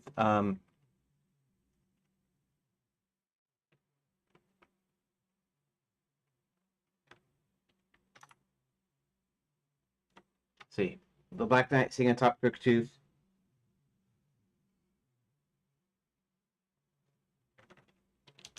Circles around and starts flying toward Sir William again. Sir William, after falling a bit, Sir William regains his balance and starts flying towards Crooktooth. Okay.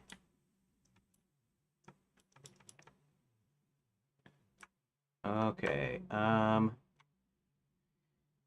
wonder if I should do this as like I've done it here. While Sir William is flying, a huge black dragon swoops out from the sky and hits him full on. The Black Knight, sitting atop Crooktooth, circles around and starts flying towards Sir William again. After falling a bit, Sir William regains his balance and starts flying towards Crooktooth. Why don't I just do this deal as yeah, I guess.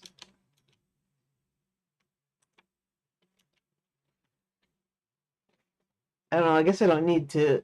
I might make this fight interactive. It's not gonna be like a real-time battle. It's just gonna be like, they fight and then they click and then they do the thing, and I'll leave that as not being a cutscene. While Sir William is flying, huge black dragon, the Black Knight, sitting on top of Crooktooth, screw around and starts flying towards Sir William again. After falling a bit, Sir William regains his balance and starts flying towards Crooktooth. Sir William gets a few hits, but doesn't do much damage to Crooktooth as he knocks him out of the sky. As he knocks Sir William out of the sky again. Crooktooth starts heading toward Sir William again, and when two other dragons swoop in behind him. These two dragons, Chester and Nestor, fly towards Sir William and turn around to confront Crooktooth. All three start flying towards the Black Knight. Okay. Scene change. And this is just the sky above the lands, basically. Okay. 76, cutscene. In the mines, the gnomes promptly put John, Roland, and the rest to work. Let's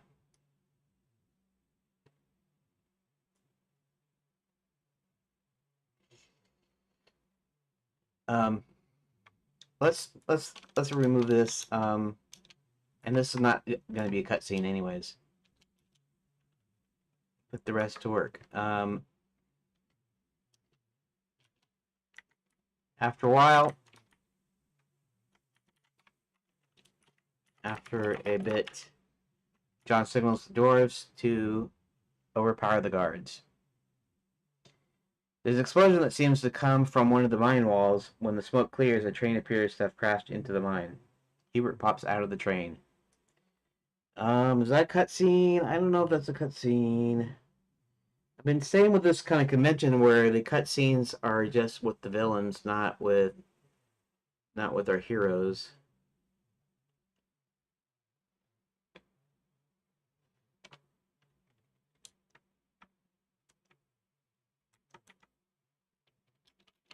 We'll be okay. We'll leave that as a cutscene. That's the only hero cutscene we have so far. We might have more, but we'll leave that because that's just what happens.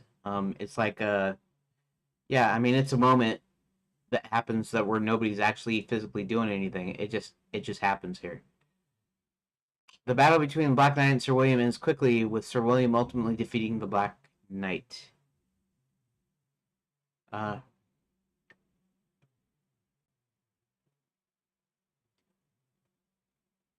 Let's do something else. Sir William and the twins manage to batter Crooktooth and his rider, the Black Knight, until they both fall out of the sky. Black Knight. And the battle ends quickly.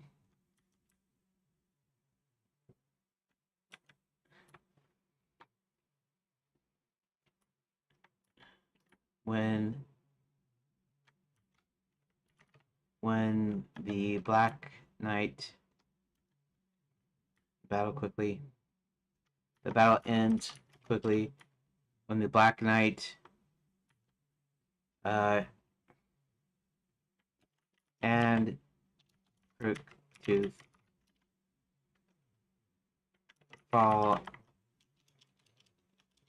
separate and fall to their deaths.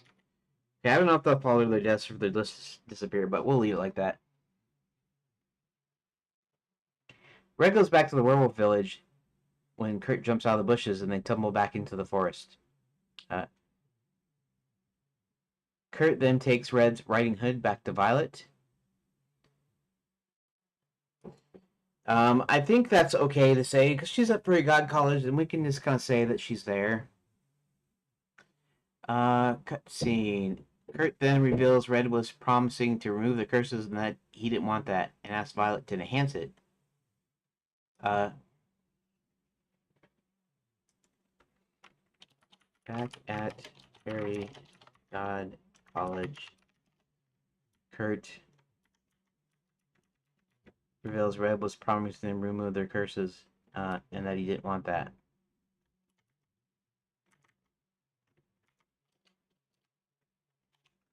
He asks, Violet to enhance the effects.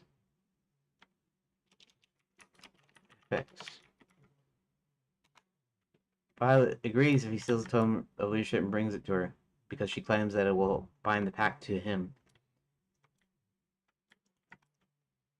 We'll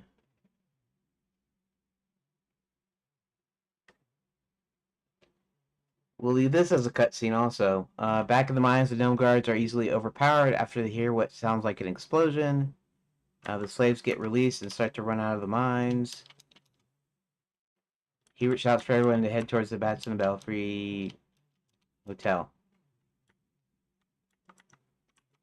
We'll say back at the hotel. And this moment, we're talking about the bats. Back at the Bats in the Belfry. Hubert changes Sir William back into a man. Hubert then sends John and Sir William to night school to inform them and enlist their help.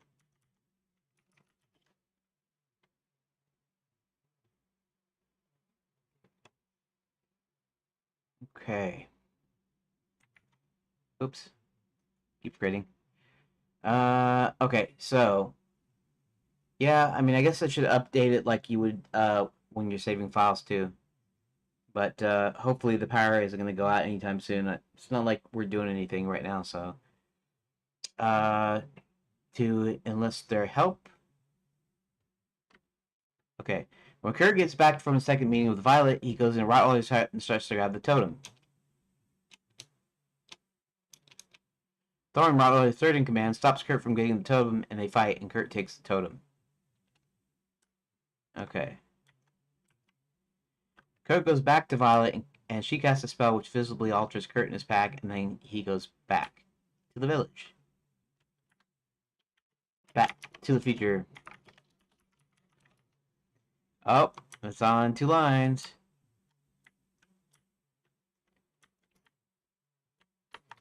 Returns to Violet, and visibly alters Kurt.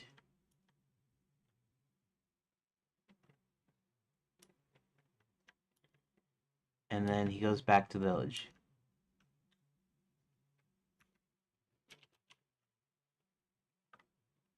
Okay, we can just leave it like that. I mean, it will do them too, but we can just leave it.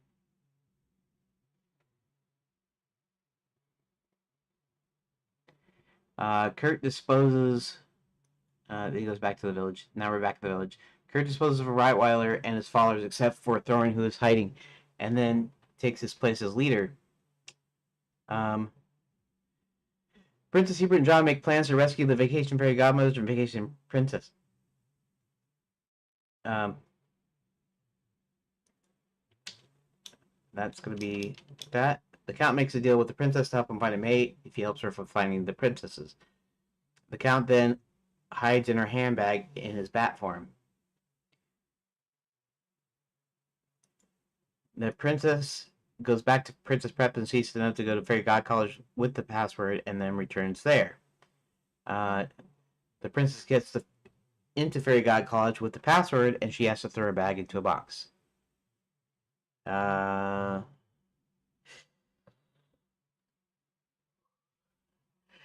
Princess is taken to the library as the box with her handbag goes into another room with an incinerator. She's asked to grab some books and opens one and is immediately sucked inside. Okay.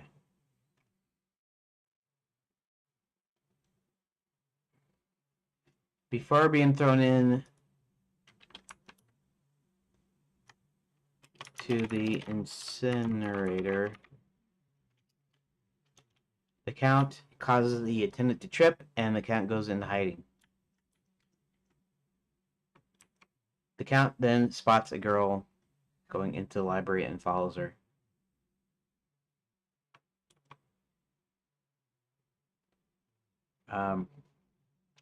Yeah, we're gonna combine that. The Count then sees the girl being sucked into a book and he figures this must be what happened to the princess. He makes it back to Hubert and John and they all go back to Fairy God College. Okay. With Hubert's full magic, they force their way in and then release the Vacation Fairy Godmothers, who go and get the books. Back at the Bats in the Belfry, John goes into the books to bring Karen out. He instructs Sir William and his men to go into the rest of the books and retrieve the rest of the Vacation Princesses. Afterward, the Count comes to Karen and asks if she can help him now, and she just points. The Count, looking out what she's pointing at, means to be a full woman, who happens to also be a vampire and a rogue princess. Roland Sr. and Roland Jr. head to the North Country where his people are. Okay, now we're back with Max. Alright. Actually, it almost looks like, well, doggone it. It's like we're so close, and I should have not wasted a little extra time. I should have started right away, and I probably would have got done with this. It might not have been the same, but at least I would have been done already.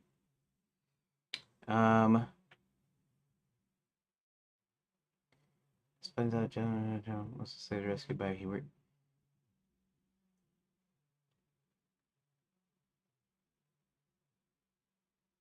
Now, but whoops. Okay, Max finds out that John and Roland and most of the slaves were rescued by Hubert. Okay, this is part of the same scene. Max gets suspicious of Red's long absence, and so gets a servant to go and find out what happened. The servant returns later with Red's hood and tells Max it was in the possession of Violet. Okay, this is going to be combined. Dang. A lot of nights are nights of training. Listen to what Sir William has to say. All the knights or the knights in training agree to help our heroes.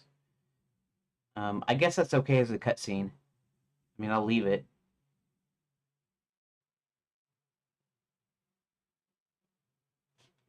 Okay. After going to the werewolf village with Violet and confronting her and Kurt about Red, he kills Kurt with a fireball. Okay, now this is part of the same scene here. Violet runs into the forest, and Max says he'll make anyone the leader who disposes of her. Right? So this is happening in the same location. It's going to happen, he's going to go back, and then he's going to come back. Thorn comes back, but before giving him the totem, says he'll only give it back if they agree to join his army. The werewolves under Thorn agree to join the army, and Max gives him the totem before returning to the castle.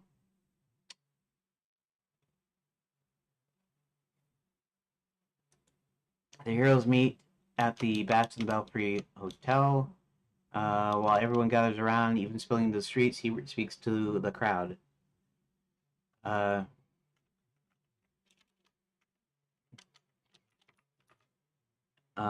They all make their preparations for battle. Okay. Let's see. Max has his guards assemble the armies of the creatures and men.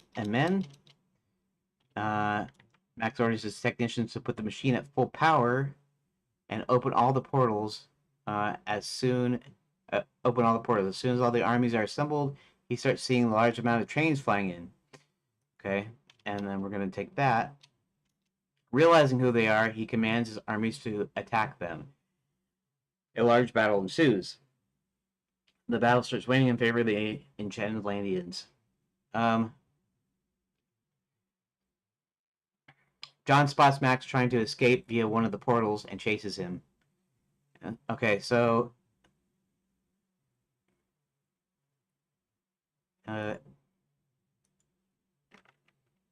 on the castle grounds near the giant on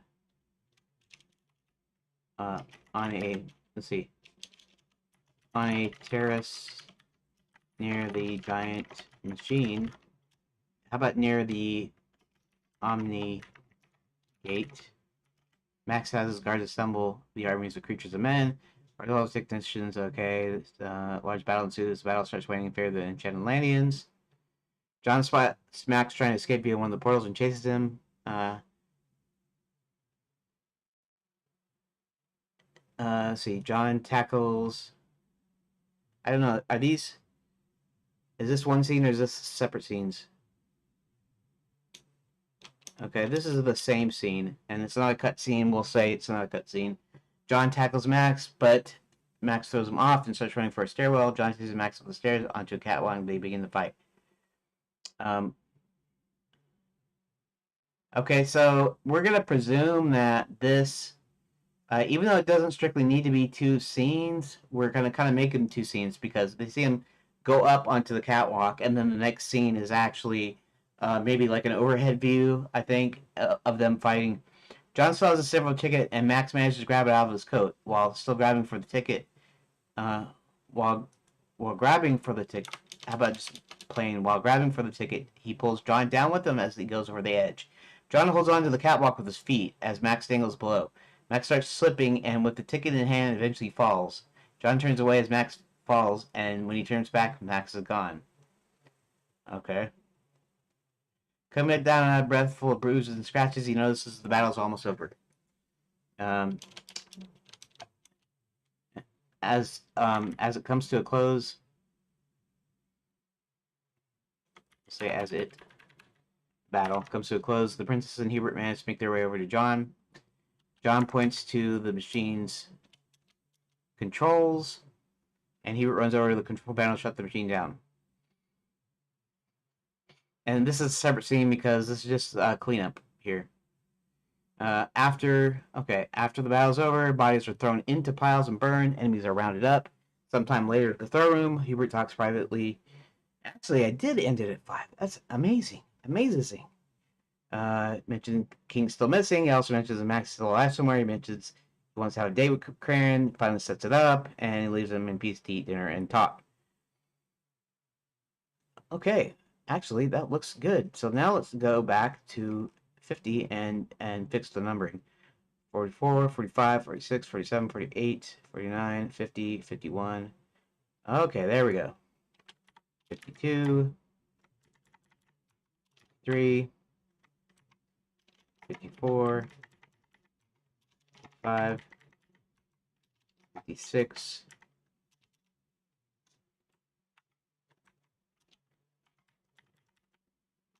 57, 58, 59, 60, 61, 60, 62, 63, 64, 65, 66, 67, 68, 69, 70, 71, 72, 73, 74, 75, 76, 77, 78, 79, oh, 79, 80, 81, 82, 83, 84, 85, 86, 87,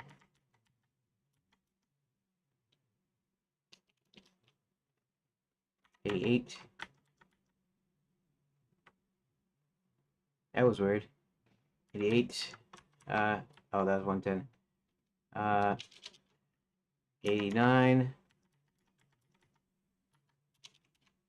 90. 91. Oh, 199. 91. 92. 93.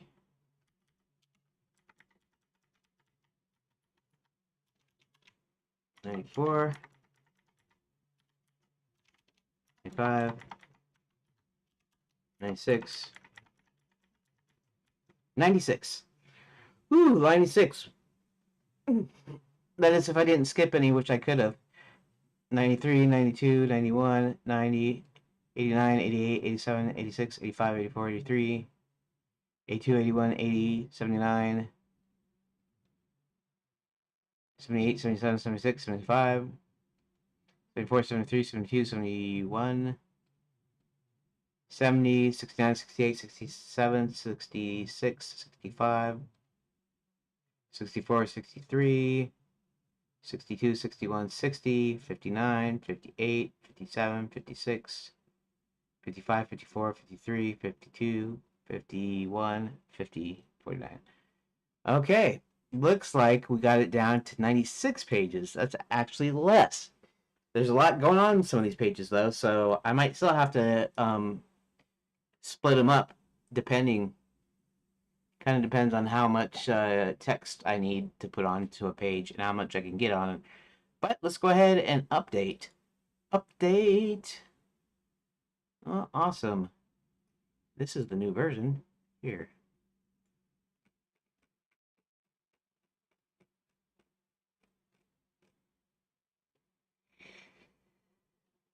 I'm going to try something here, too. Let's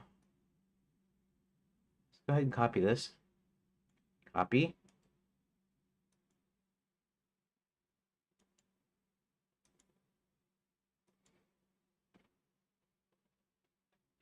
Okay. Go all the way down.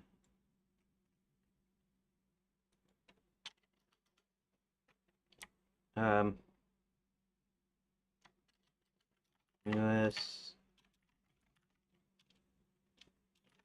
version of bot outline. Paste special unformatted text. Oh, let's see here. I see. This is because I put them in here myself. Let's see if it still retains the spacing earlier. It seems to do the pacing earlier. That's cool. 19, 20, 19, 18, 17, 16, 14, 13, 12, 11, 9, 8, 7, 6, 5, 4, 3, 2, 1. Oh, awesome, awesome. Okay, let's save it. Save. Okay, I guess that means I am done for today, and I want to thank anybody who was listening, who might be still listening, which is probably nobody because I'm the only one here, I think. That's okay. Thanks for anybody for stopping by, and I will probably see you tomorrow at around the same time, noonish my time, 5 UK time. You can extrapolate from there. Um, yeah, so yeah, so it looks like I got through the whole list, and now it's split up the way I want it to. I might have Grok go through and see if it looks okay to Grok, and to say if I need to, do I need to clarify anything? Do I need to make things less ambiguous? Have it go through this version and tell me what it thinks, and then we'll see from there. And yeah, so thank you for watching, and I will see you tomorrow. Thank you for watching.